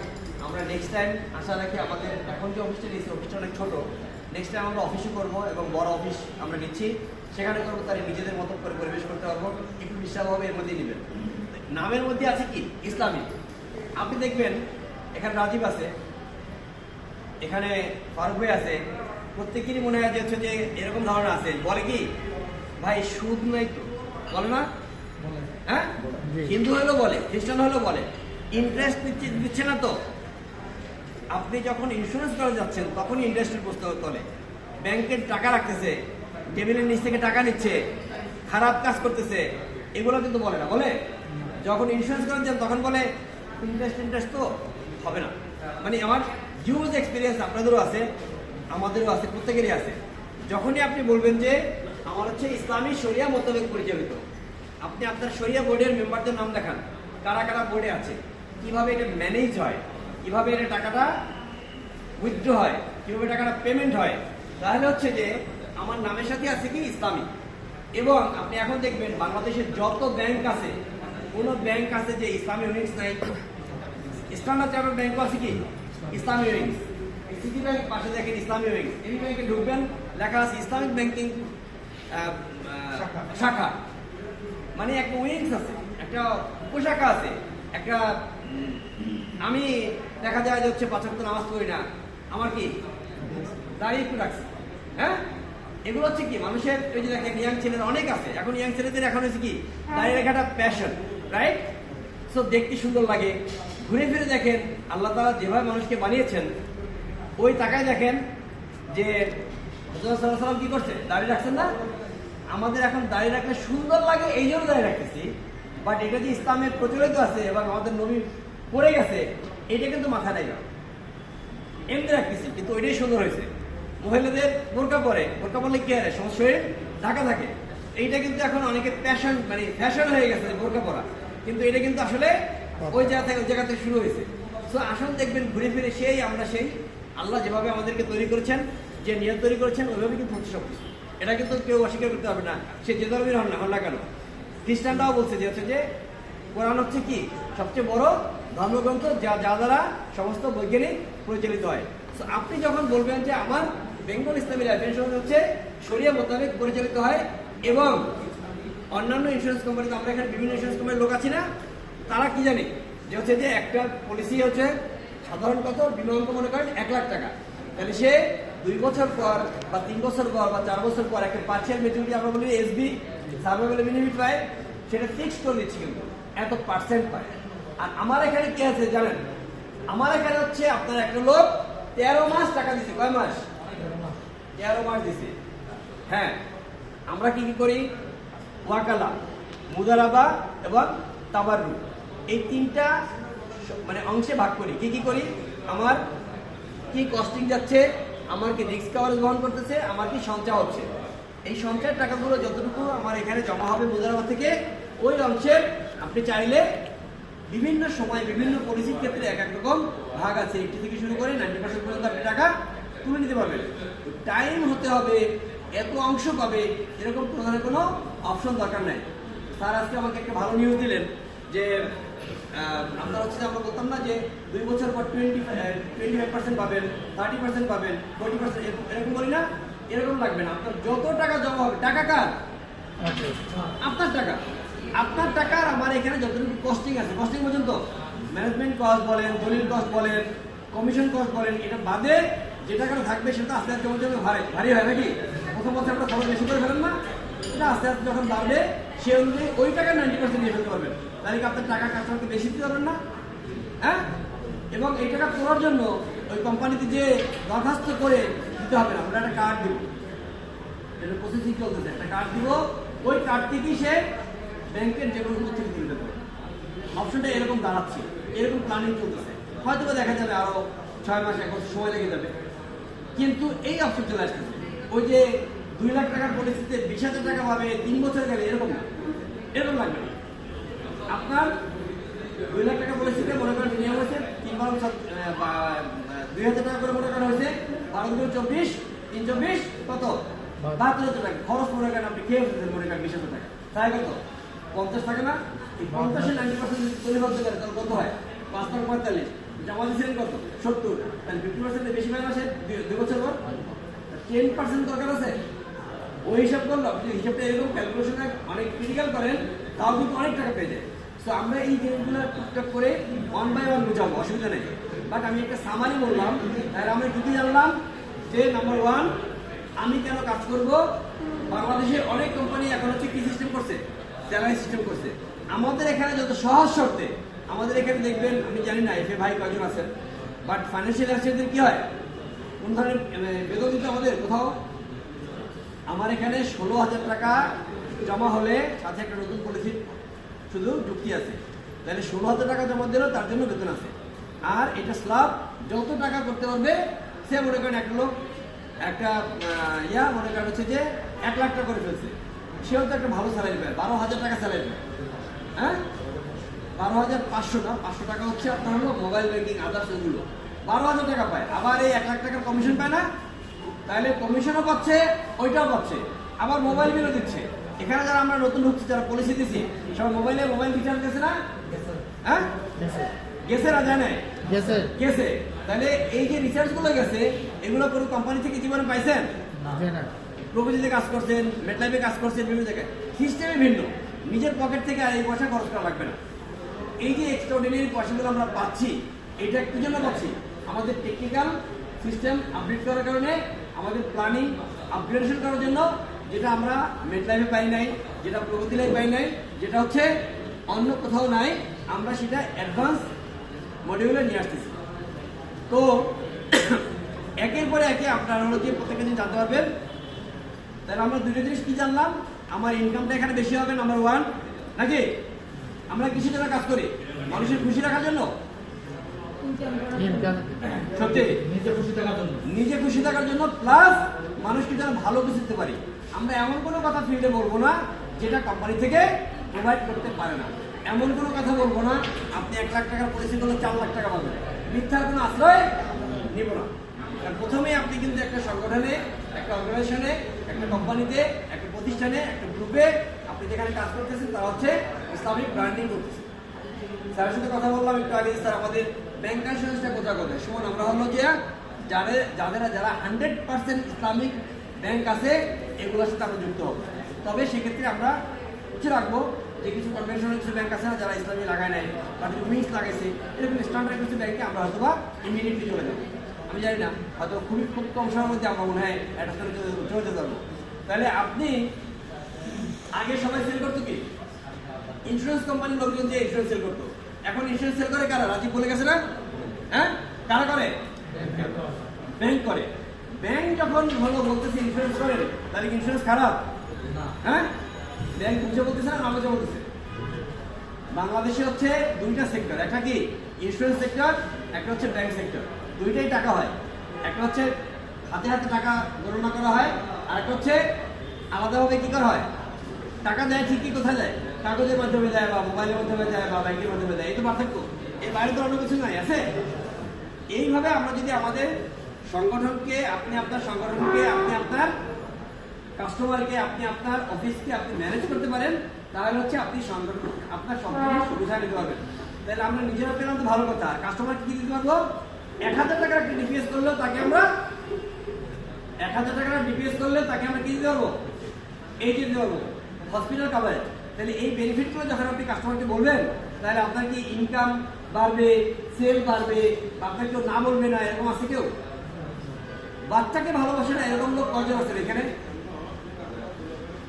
বাচ্চাকে ভালোবাসেন না এরকম কজন আছেন? সবাই। আপনি আপনার সন্তানকে পছন্দ করেন না? আমি জিজ্ঞেস করছি, বাচ্চাকে ভালোবাসেন না এরকম কজন আছেন? কেউ নাই। তাহলে আপনি যদি কেউ নাই হয়, আপনি ওই লোকটা যখন ইন্স্যুরেন্স কিনতে চায় না, তখন আপনি বলেন, ভাই আমি কাজ করি কি জন্য? আমার জন্য? মিথ্যা কথা, মিথ্যা কথা। আমি কাজ করি আমার ফ্যামিলির জন্য, এটাও মিথ্যা কথা। মূলত আমরা আসলে কাজ করতে হয়, নিজের চিন্তা করি, ফ্যামিলির চিন্তা করি, সবের চিন্তা করি। যখন বলা হবে, আপনি যদি আমাকে বলেন, স্যার আপনার তো বাচ্চা আছে, বাচ্চার জন্য আমি গিফট দিলাম, আমি কি একটু খুশি হলে খুশি হব না? আমাকে যদি মনে করেন একটা পাহাড় দেন, আর আমার বাচ্চার জন্য যদি একটা ছোট্ট পাথর দেন, আমি কিন্তু ওই ছোট্ট কণায় খুশি হব, কারণ আপনি স্মরণ করে আমার বাচ্চার জন্য দিচ্ছেন। আপনি যাওয়ার পরে, একটা কাস্টমার কাছে যাওয়ার আগে ওই কাস্টমার ইনসেন্ট জানেন, ভিতরগত জিনিস জানেন। ওই কাস্টমারকে চেনেন না, বাট তার সম্পর্কে জেনে যান। ওনার কোন সংগঠন, কোন কোম্পানি চাকরি করে, বা কিসের ব্যবসা করে, সরকারি না বেসরকারি, ইনকাম কেমন, কোন পজিশনে আছে, ফ্যামিলিতে কজন মেম্বার আছে, ওনার বাচ্চা কাচ্চা কোথায় পড়াশোনা করায়, সব কিছুকে আমরা জেনে যেতে পারি। যাওয়ার পরে আপনি খুচরা খুচরা প্রশ্ন করেন, স্যার আপনার জিনিসটা খুব সুন্দর, স্যার এই যে ওয়ালমেটটা দিচ্ছেন এটা দেখতে অনেক সুন্দর লাগে, স্যার মনে হয় যেন একেবারে এই যে কুয়াশা পড়তেছে, স্যার ওই যে পাহাড়ের সুন্দর ঝর্ণা সব দেখা যাচ্ছে, মনে হয় যেন ওখানে চলে যায়। উনি বলবে, স্যার আপনার তো রুচি স্যার সেরকম। মানে আপনি কিন্তু ওনাকে প্র্যাকটিক্যাল কথা বলতেছেন, বাট তাকে কিন্তু পুশ আপ করতেছেন কোথায়? তার মেন্টালি গ্রো আপ করার জন্য। আগে এনভায়রনমেন্ট নিয়ে কথা বলেন, এরপর দর্শন যাওয়ার পরে তার বাড়ি কোথায়, তার বাড়ি কোথায়? জিসি মোড়ে। স্যার আমার অফিস তো জিসি মোড়ে, অথবা স্যার আমার এক বন্ধু আছে, ওর বাসা তো জিসি মোড়ে, অমুক রোডে। স্যার ওর তো হলো যে ওই যে হাসপাতালটা আছে মেডিকেলের পিছনে, তাহলে আমি স্যার ওইখানে তো ম্যাক্সিমাম টাইম যাই, মানে কোনো না কোনো ওয়েতে আপনি ওনার কানেক্টিংয়ে চলে আসেন, অথবা ওনার কোনো সার্কেলের রেফারেন্সে গেছেন, ওই সার্কেলের লোকজনকে আপনি কানেক্ট করে ফেলেন তার বাড়ি কোথায়, তার ঘর কোথায়। মানুষ সবচেয়ে বেশি পছন্দ করে কি জানেন? যেমন আমার বাড়ি কোথায় জানেন? বাগেরহাটে। আমি যদি শুনি কারো বাড়ি বাগেরহাট, খুলনা, ঝিনাইদহ, কুষ্টিয়া বাড়ি, তাও মনে হয় যেন আমার জন্য। কারণ কি? খুলনা বিভাগ, মানুষের মধ্যে একটা কিন্তু দেশাত্মবোধ, প্রেম থেকেই যায়, আপনি যেভাবেই নেন না কেন। এই যে এক ভদ্রলোক হয়ে গেল বাবুল, বাবুল বাবুল হচ্ছে আমার দাদার পুরনো বাড়ি হচ্ছে মঠবাড়িয়া, সে মঠবাড়িয়া হচ্ছে আমার এক চাচাতো ফুফাতো বোনের ছেলে। বাট কিন্তু তাহলে কি কোনো না কোনো ওয়েতে তো কানেক্টিং আছে ব্লাডে, নাকি নাই? এখন উনি যদি মনে করেন, উনি যখন আসছে সেদিন থেকে আমাকে মামা বলে, আমি ওনাকে মামা বলি, খুব দুষ্টামি করি, কিন্তু টাকা পয়সার হিসাব, ব্যবসার হিসাবে কি সে 2 টাকা আমাকে ছাড়বে? আমি তাকে ছাড় দিব যে না ঠিক আছে আপনি কম করছেন, বেশি নিয়ে যান? দিব না। তাহলে আমি কি সম্পর্কটা বৃদ্ধি পাই কিভাবে? এলাকা বৃদ্ধি। এখন যেমন এই স্যারের বাড়ি হচ্ছে ঝিনাইদহে, আমার তো মনে হয় আপন লোক, মানে আপন ভাই বা আপন বড় ভাই, এরকম মনে হয় না? তো এরকম আমরা কি হয়, আমাদের ওই বেল্টের বলতে কিন্তু এরকম হয়। তো আপনি যখন তার এলাকার মধ্যে নিয়ে আসবেন আপনার জিসি মোড, তাহলে আমি কি ওই লোকটাকে আপনার আপন করে ফেলতে পারবেন, উনিও আপনাকে আপন করে ফেলবেন। নাম্বার 1। নাম্বার 2 হচ্ছে ওনার বাচ্চা কোথায় পড়ে আপনি জানবেন? জানবেন না।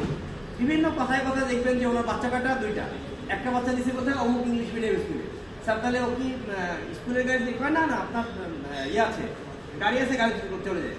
স্যার ম্যাডামই তো নিয়ে যায়। কয় না, ড্রাইভার আছে আর সাথে একজন আরেকজন ওর সাথে যায় বাসার থেকে। আপনার ম্যাডাম তো বাসায় অনেক ক্যাম্পাস থাকতে হয়, আমার মা বয়স্ক মানুষ, তাকে দেখতে হয়। তাহলে বের হয়ে গেল সব কথা। তাহলে হচ্ছে কি, ওনার ইনকাম, ওনার খরচ এবং উনি কত টাকা সঞ্চয় করতে পারবে, এই আইডিয়া কিন্তু আপনার মধ্যে চলে আসে। বাসা কোথায়? অমুক সোসাইটিতে, অমুক হাউজিংয়ে। আর যদি শোনেন যে অমুক বস্তির মধ্যে, তাহলে হিসাব বেরো যাবে না। সো আপনার ইনকাম জিজ্ঞেস করা লাগে না। আরেকটা হচ্ছে সবাইকে জিজ্ঞেস করেন তো স্যার আপনার বেতন কত, জিজ্ঞেস করেন না? জিজ্ঞেস করেন মানে কি জিজ্ঞেস করেন? এভাবে খরচ জিজ্ঞেস করবেন। আমাকে যদি জিজ্ঞেস করেন খরচ কত, দেখা যায় আমার যা ইনকাম না তার সে 3 গুণ খরচ ভরে ফেলছে, রাইট? মানুষ খরচ কত বলতে খুব অভ্যস্ত বোধ করে, আর মেয়েরা কি করে? বয়স কম কত বলতে খুব পছন্দ করে। আর আমি হচ্ছে বয়স বেশি কত এটা বলি, পার্থক্য 2টা ভিন্ন। সো এখন আপনি তার কাছে কি জানবেন? তার হচ্ছে ইনকাম কত না, এভাবে আপনি খরচ ক্যালকুলেশন করে বের করে ফেলেন যে তার মাসিক খরচ কত। খরচের পরে আপনি একটি ক্যালকুলেশন করেন তার এখন এখানে সেভিংস কত দেওয়া যায়। এরপরে যখন তাকে প্রেজেন্টেশন দেবেন, আপনি যদি তাকে বলেন স্যার এই যে 10 লাখ টাকা পরিস্থিতি, আপনার 10 লাখ টাকা মাসে লাগবে, তাহলে কি তার হবে? আপনি তো জানেন না সে 10 লাখ করতে হবে কিনা, ওভারসেল এবং আন্ডারসেল বোঝেন কিনা। ওভারসেল এবং আন্ডারসেল বুঝি আমরা যে ওভারসেল হচ্ছে আমার ক্ষমতা আছে 10,000 টাকা দেওয়ার, বাট আপনি আমাকে বোঝাচ্ছেন 20,000, 25,000, 30,000 টাকা, তাহলে আমি দিতে পারবো? রাজি হবো। বলো ঠিক আছে, তাহলে আসেন আপনি আরেকদিন এসে। ও রাজীব সাহেব ফোন দিচ্ছেন, আমি তো আজকে একটু বিজি আছি, আপনি আগামী শুক্রবার বাংলাদেশ আসেন। ও রাজীব সাহেব আমি তো একটু মিটিং আছে, আপনাদের পরে ফোন দিচ্ছি। আমি ফোন ধরতেছি আর উনি এসে আমাকে বলতে স্যার উনি প্রচুর ফোন ধরে কিন্তু টাইম দেয়, দেখা হয় না। আবার দেখা হয়, ও রাজীব সাহেব আসছেন, বসেন বসেন, কফি খাওয়াচ্ছি, লাঞ্চ করাচ্ছি, টাইম পাস করবো, মানে ওই দিন আমার হিউজ টাইম আছে। So you have to find the problem যে আসলে সে কি করতে চাচ্ছে। আপনি তাকে তখন বলেন স্যার আজকে তো আপনার সাথে ইন্স্যুরেন্স নিয়ে কোনো কথা বলবো না, আজকে আমি আরেকটা জিনিস দেখাবো। কি দেখাবো? আবার আপনি গোড়া থেকে শুরু করেন। প্রথম দিন প্রেজেন্টেশন দিচ্ছেন না, ওই প্রেজেন্টেশন দিয়ে শুরু করেন, পরে বের করেন যে আসলে আমি 20,000 টাকা করার মতো লোক না। আপনি ওনাকে তখন কি করবেন? স্যার তাহলে আপনি ছোট্ট জায়গায় শুরু করেন, 1,000 টাকা দিয়ে মাস শুরু করেন। না না না রাজীব সাহেব 1,000 টাকা না, স্যার তাহলে কি আপনাকে একটু বাড়াই দিব, মানে 5-এর মতো হয় না, 5 না, আমার মনে হয় যে আপনি এই 8-9,000 টাকা সবগুলোতে কিসের কারণ মোবাইলের 8-10,000 টাকা হচ্ছে আমরা মাসে করেন, তাহলে কি উনি হবে কি ক্লারিফাই হয়ে গেল না? অথবা আপনি ওনার কাছে গেছেন, যাওয়ার পরে বলতেছেন যে আপনি তাহলে হচ্ছে যে 2,000 টাকা ডিপেন্ড করেন, কারণ আপনার অভ্যাস কি? তার জন্য পলিসি লিখছি আমি 1 লাখ টাকার উপরে কোনো পলিসি নেই, এরকম কে যেন একজন আছে, আমি কোনটা বলবো, ওনার নিয়ে বুঝবো। ওনার হচ্ছে অভ্যাস হয়ে গেছে 1 লাখ টাকা। আবার একজন আছে মনে করেন শুধু 2 লাখ টাকা মান্থলি, 2 লাখ টাকা মান্থলি, 2 লাখ টাকা মান্থলি আর ইয়ারলি। কেন এরকম করবেন কেন? আপনি হচ্ছেন যে কাস্টমার বেজ অনুযায়ী কাস্টমার ইনকাম এবং হচ্ছে এক্সপেন্ডিচার অ্যানালাইসিস করে এরপর আপনি তাকে সেল করেন, তাহলে আপনি কি স্ট্যান্ডার্ড মেনটেন হবে। এটাকে স্ট্যান্ডার্ড বলে। স্ট্যান্ডার্ড মানে এই না যে শহীদুজ্জামান সুমন 100 টাকা ইনকাম করে, তার খরচ 80 টাকা, তাকে আমি 30 টাকার পলিসি দিলাম, এটা স্ট্যান্ডার্ড হবে? তো বাকি 10 টাকা পাবে না। আবার শহীদুজ্জামান সুমন ইনকাম করে 100 টাকা, তার খরচ মাত্র 30 টাকা, টাকা থাকে কত? 70 টাকা। তাহলে 70 টাকা থেকে 20 টাকা নিতে পারবো। এভাবে আপনি ক্যালকুলেশন করে তার কাছে কত আছে। ম্যাজিশিয়ান কি করে? ম্যাজিক দেখায় না? ম্যাজিক দেখা যে এই দাঁড়ায় আছে, এ দেখাচ্ছে এই আমি চশমা নিচ্ছি, চশমা হওয়া। মূলত চশমার জায়গায় থাকে, এই চশমা এক জায়গায় আমরা কি করি? বুঝায় ফেলি। এই টেকনিকের মধ্যেই চলে যায়, টেরি পান না আপনারা, এত দ্রুত কাজ করে। আবার মনে করেন হচ্ছে ফুল দিচ্ছে, এরকম লাল গোলাপ বেরোয় যাচ্ছে, ধরে আর খালি গোলাপ ফুল বেরোয়। মূলত এখানে ছোট্ট ছোট্ট পথ থাকে, পর্দার মতো, টান দিলে আসলে বড় হয়ে যায়। সো আপনি হবেন ম্যাজিশিয়ান, যে কাস্টমার সামনে যে আপনি ধরবেন আর পানি ধরবেন আর গোলাপ ফুল হয়ে যাবে, পানি ধরবেন আর গোলাপ ফুল হয়ে যাবে। এভাবে আপনি যখন কাস্টমারকে আপনার খুব কাছে নিতে পারবেন, আপনার যখন ট্রাস্ট তার মধ্যে দিতে পারবেন, তাকে এমন কোনো কথা বলবেন না যেটা তার জন্য ক্ষতিকর, যেটা আপনি কোম্পানি থেকে দিতে পারবেন না। তাহলে আমি কি আপনার সাথে একটা সময় দীর্ঘ সময় ধরে পথ ছেদ চলতে পারবে। আমি 2008 সালে মেটলাইফ ছেড়েছি, তখনও 18 বছরের পলিসি করেছি। 8-8-16 আগামী 26 সালের জুন জুলাইতে আগস্টে পলিসি সেল মানে হবে, ম্যাচুরিটি হবে, তাদেরকে এখন সার্ভিস দিচ্ছি। তারা প্রগতিত পলিসি করেছে, নতুন করে এখন আবার ব্যাংকগুলো পলিসি। তাহলে আমার সাথে যদি দীর্ঘ সময় কানেকশন না থাকতো, তাহলে কি আমি তাদেরকে এখানে নিয়ে আসতে পারতাম?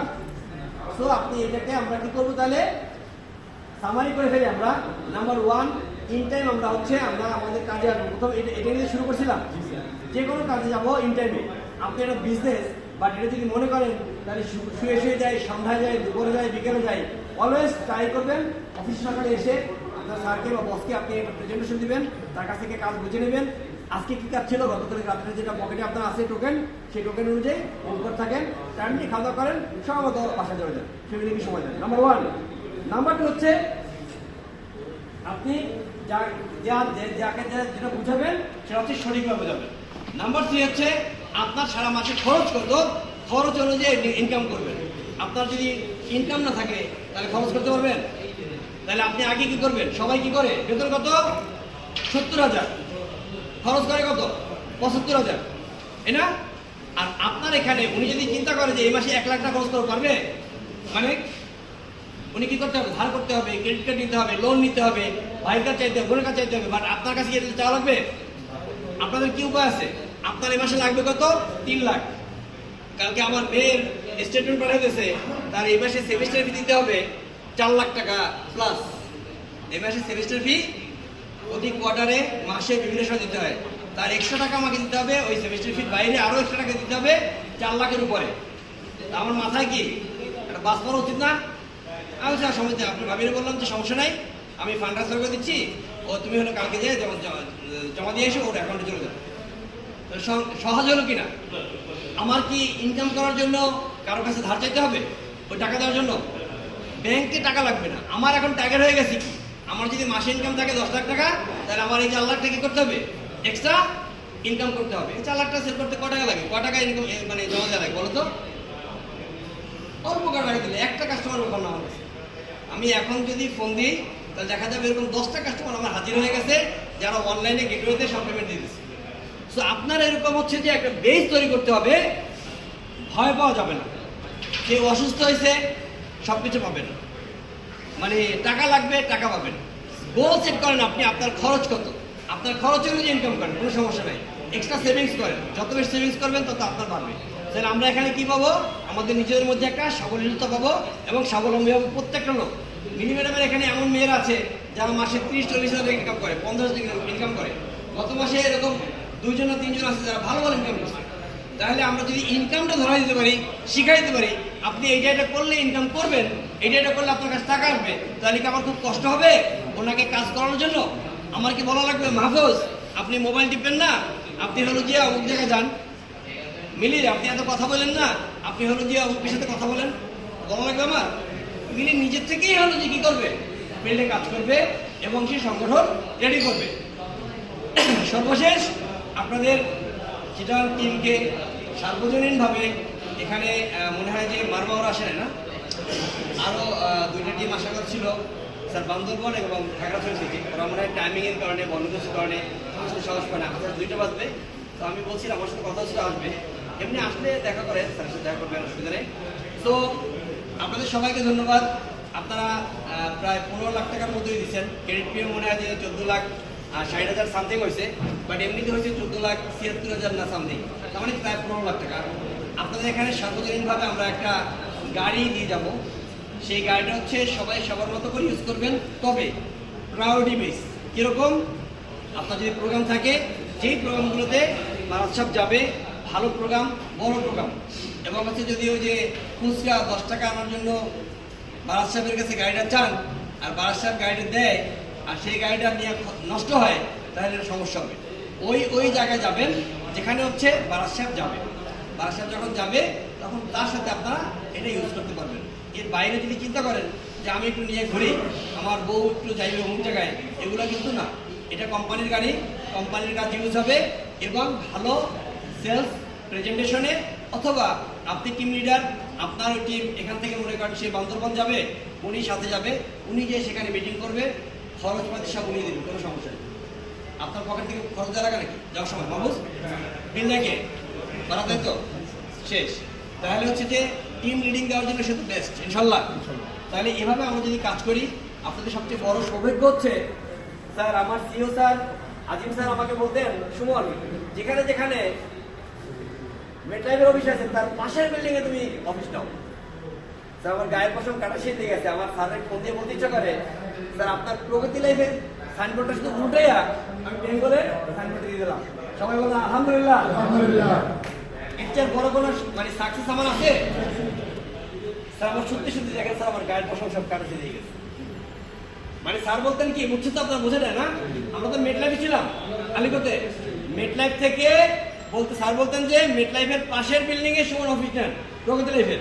তা আমি অনেক জায়গায় নিছি, ঠাকুরগাঁও নিছি, রংপুরে নিছি, মেটলাইফ পাশে, আমি তার পাশে বিল্ডিং এ। আর এখন আমি আমার সিও স্যারকে বললাম, স্যার আমি আপনার কথা দিলাম, যেই বিল্ডিং এ না, যেই অফিসে আপনার প্রগতি লাইফের অফিস ছিল, সেই অফিসের ওই সাইনবোর্ড নামাইয়া আমার বেঙ্গলে সাইনবোর্ড হবে ইনশাআল্লাহ। হ্যাঁ হবে ইনশাআল্লাহ। সাকসেস আমার আছে লাইফে।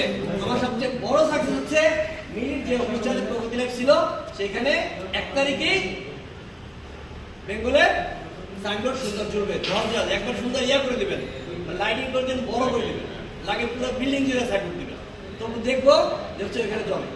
এটাই সবচেয়ে বড় সাকসেস।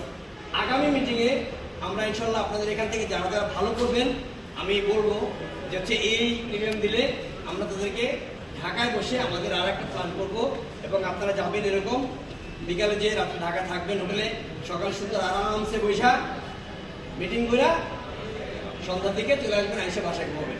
আমরা মিটিং করবো মনে করেন বৃহস্পতিবারে, আপনারা কি করবেন, বুধবার বিকেলে এখান থেকে উঠবেন, উঠে ওই যে দুপুরের দিকে যে গাড়ি ছাড়ে বিকেলে যে বসাবেন, সন্ধ্যার সময় সুন্দর করে আরাম করে থাকবেন, বৃহস্পতিবার মিটিং করবেন, বৃহস্পতি রাতে চলে আসবেন, শুক্রবার এসে বাসায় সারাদিন ঘুমাবেন। সো ওই যে প্রগতি লাইফের মতো এখান থেকে যাইতেন আপনারা, যে কি করতেন, সকালে নামতেন 8টার সময়, অফিস খুলে কয়টা 10টায়, ওই 2 ঘন্টা আপনার প্রস্তাব বই করতেন। হ্যাঁ হ্যাঁ বলেন, সুন্দর করে বলেন না, মিথ্যা কথা বলেন না। স্যার এই 2 ঘন্টা প্রস্তাব করতে হলো দিয়া ওই যে কমন রাস্তার পাশে যে এখন সিটি কর্পোরেশন করছে না স্যার, আর বাংলা বললাম না, ওই জায়গায় যে গোসল করছে এরকম রেকর্ড আছে আমার কাছে। হ্যাঁ, অথবা আপনার একজন আত্মীয় মাসে গেছেন, কয়জন ঢাকা শহরে আত্মীয় থাকে, সবারই থাকে আত্মীয়, অথবা আপনি এই মাসে গেলেন, পরের মাসে গেলেন, 8 কোয়ার্টারে গেলেন, বিরক্ত হয় না? আমার কথা হচ্ছে আমার সংগঠন, আমার লিডারের এই কষ্ট করার কোনো দরকার নেই। আমার লিডার যাবে লিডারের মতো, কিভাবে যাবে, লিডারের মতো সাহায্য হয়ে যাবে, হোটেলে থাকবে, রাত্রে ফ্রেশ ঘুম দেয়া, সকালবেলা উঠা সিও স্যারের সাথে দেখা করবে, পরিবর্তন করবে, ফুল দেবে, মালা দেবে, কমিটমেন্ট করে আসবে কি জোশ, যে কমিটমেন্ট করবে ওই কমিটমেন্ট জোশ নিয়ে আবার চট্টগ্রাম শহরে এসে সেল করবে জোশ, রাইট? আর রাত্রে এখানে যাই সকালবেলা মেজাজ চিটচিট চিটচিট চিটচিট করতেছে, হ্যাঁ ওই আসছি ছেলেদের বন্ধু আসে, কমন হোটেলে গেছি, কমন বাথরুমে গেছি, ভালো লাগতেছে না, আমি গোসল করতে পারি নাই, মুখ ধুতে পারি নাই, ব্রাশ করতে পারি নাই, এটা কোনো কাজ হলো?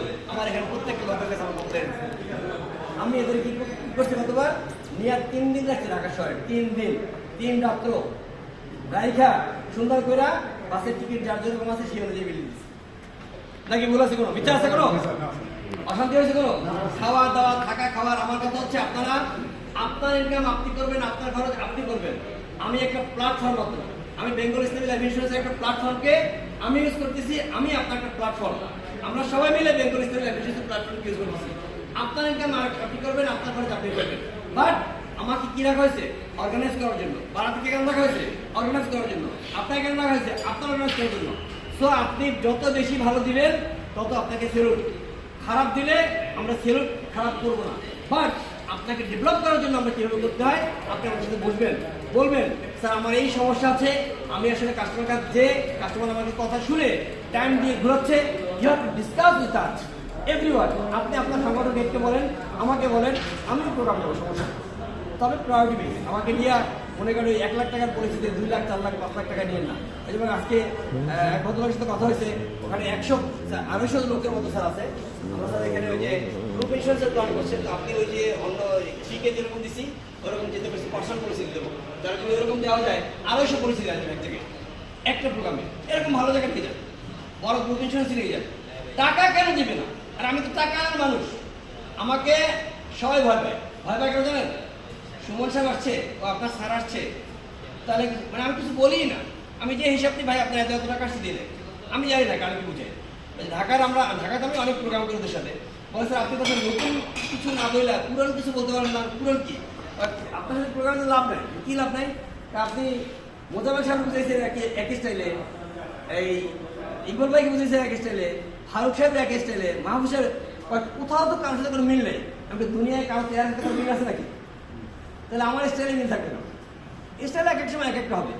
আজকে মনে করেন হচ্ছে যে আপনার হলো চশমা পড়ছি ব্ল্যাক, আরেকদিন করবো লাল, আরেকদিন করবো সবুজ।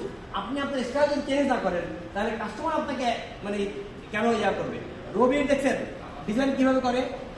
বিকাশ আপনার হচ্ছে যে যত ব্র্যান্ডিং কোম্পানি আছে যারা হয়ে গেছে, একটা সময় বাটার জুতো ছাড়া কি জুতো চিনত? হ্যাঁ, আমার পায়ে এখন দেখবেন সব ক্রিসেন্ট, একটা সময় পড়তাম অ্যাপেক্স। সো আপনি চেঞ্জ হবে। মার্কেট এক এক সময় কোকা কোলা ছাড়া কিচ্ছু বুঝতো না, সেই মার্কেটে এখন মোজো আসছে, সেই মার্কেটে আরসি আসছে, সেই মার্কেটে অনেক কোম্পানি আসছে না, সবাই সব ব্র্যান্ডিং করতেছে। যদি কেউ আপনাদেরকে কখনো বলে থাকে যারা প্রগতিলের থেকে আসছেন বা মেটের থেকে আসছেন, বলে থাকে যে বেঙ্গল তো নতুন কোম্পানি, আপনারা বলবেন যে স্যার এই শহীদুজ্জামান সুমনও ওই প্রগতিলের ছিল, এই মনিরুল আলম তপন স্যারও ওই প্রগতিলেরকে 1999 সাল থেকে মানুষ করে 15 সাল পর্যন্ত সে ছেড়ে দিয়ে চলে আসছে। 15 সালে আবার এই শহীদুজ্জামান সুমন ঢুকছে, ওই কোম্পানিকে ডিজিটালাইজ করে চলে আসছে। তারা কিন্তু মেকিং করতে পারে, তারা কিন্তু ম্যাচ করতে পারে, তারা কিন্তু ডেভেলপ করতে পারে। তো আমরা সেই জায়গায় জয়েন করছি যারা ডেভেলপ করে আসছে বিভিন্ন কোম্পানিকে, এবং ওখানে যাদের ল্যাকিং আছে ওই ল্যাকিংগুলো থেকে বের হয়ে আমার এখানে আরো বেশি দিচ্ছে। তাহলে এই কোম্পানির লাইফ ফান্ড কত আর এক্স কত ওয়াই কত এত প্রশ্ন উত্তর দরকার নেই। রাজনীতির কথা বলছেন, এই কথাটা স্পষ্ট সবাইকে বলবেন যে হু are made Pragati life, who are made develop made life, এরাই করছে। আমি শহীদুজ্জামান সুমন বাংলাদেশে সেই 2006 সাল থেকে 9 সাল পর্যন্ত বাংলাদেশের ফার্স্ট ম্যানেজার হিসেবে, এবং আমার এজেন্ট ভিআইপি এজেন্ট এই শহরে আপনার হলো যে একজন ছিল আর ঢাকা শহরে একজন ছিল, আমি সেই শহীদুজ্জামান সুমন। আমি 2018 সাল থেকে 22 সাল পর্যন্ত প্রগতি লাইফে number 1 from FA to GM. তাহলে আমরা এখানে পারবো না ইনশাল্লাহ? সবাই পারবো। আপনাদের কি লাগবে সেটা বলবেন। স্যার বলছে কি শুনছেন, আপনারা কি দিবেন সেটা বলি না, কিন্তু আমার স্যার কিন্তু দিল দেওয়া মানুষ। দিল কি করছে? দিয়ে দিচ্ছে। মিনুরি কি জিজ্ঞেস করছে? বলছে আপনার লাগবে কি? আর অন্যান্য সিও সেবা কি জিজ্ঞেস করে আপনি দেবেন কি? হ্যাঁ কৃপণ না? স্যারের কি কৃপণ? হ্যাঁ, স্যারের সবাই জোরে হাত তালি দেন। আপনাদের লাগবে কি? This is the first time I hard from him যে কোন সিও জিজ্ঞেস করছে আপনার লাগবে কি, রাইট? এই কথা কোন সিও বলে? সবাই বলে দিবেন কি? দেওয়া নেওয়া সম্পর্ক, আমি কারো নাম বললাম না। হ্যাঁ, সবাই বলে যে হচ্ছে যে দেওয়া নেওয়া সম্পর্ক কি, আর আমার সিও স্যার বলছে মিনি লাগবে কি বলে, মিনি চাইতে পারে না, বোকা মেয়ে চাইতে পারে না। সো আমরা সবাইকে উইন সিস্টেমে থাকবো। এখানে আপনারা যারা আছেন একটু ছোট্ট অ্যানাউন্সমেন্ট বলি, তারপরও 1,50,000 টাকা যদি আপনার একজন এফএ জানুয়ারি এবং ফেব্রুয়ারি মাস 2 মাস মিলে করে, তাহলে সেই এফএ কে 2 রাত্র 3 দিন কক্সবাজারে নিয়ে থাকা খাওয়া আসা যাওয়া হোটেলে থাকা মজা করা কনফারেন্স করা সব পারবেন। এইভাবে হাইয়েস্ট অ্যাচিভমেন্ট করেন। আমরা যেন আইকন থেকে মনে করা হচ্ছে বেঙ্গলে যদি 1000 লোক যায়, আইকন যেন 800 লোক যায়, এরকম লাগবে। হাইয়েস্ট অ্যাচিভার হবো আমরা ইনশাআল্লাহ। ইনশাআল্লাহ ইনশাআল্লাহ। সবাই ভালো থাকেন, আলহামদুলিল্লাহ। আসসালামু আলাইকুম।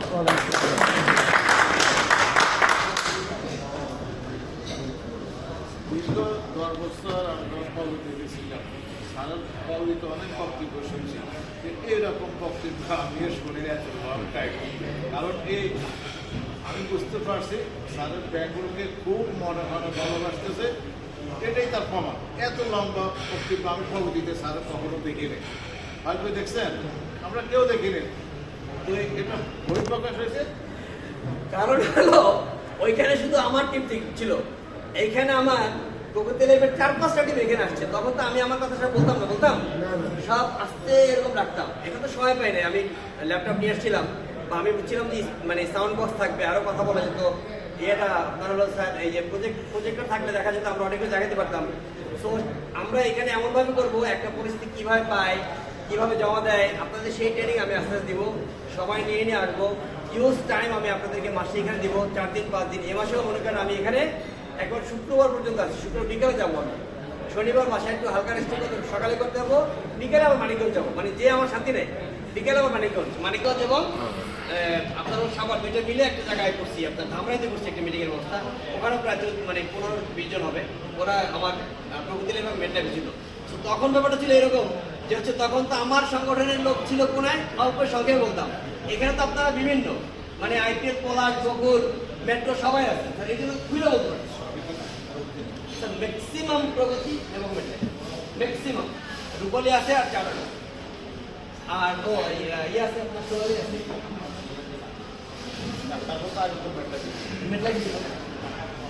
তো আমরা সবাই স্যারের কাছে কৃতজ্ঞ। সামনে আরও এরকম প্রোগ্রাম হলে আরও অনেক কিছু আমরা জানবো। তখন আমরা স্যারের বলছি যে সামনে আমাদের প্রজেক্টের মাধ্যমে কিছু প্রোডাক্ট সম্বন্ধে আয়োজন করে, এটা কিন্তু খুব জরুরি আমাদের।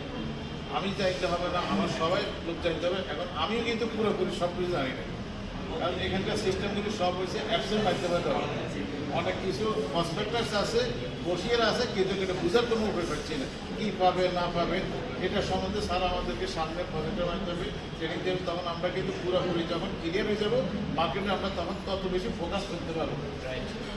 তো এই সবাই কিন্তু আমরা কাঁধে কাঁধ মিলিয়ে আমাদের কক্সবাজারের যে টার্গেট আছে এবং এই মাসের যে টার্গেট আমরা কমিটমেন্ট করছি, সেই টার্গেট অবশ্যই আমরা করবো। যেহেতু আমরা এমপি স্যারের এবং সিইও স্যারের সামনে আমরা টার্গেটটা পেশ করছি, স্যারকে কখনো আমরা শর্ট টার্মে থেকে কখনো ওনাকে আমরা নিয়োগ করবো না ইনশাআল্লাহ।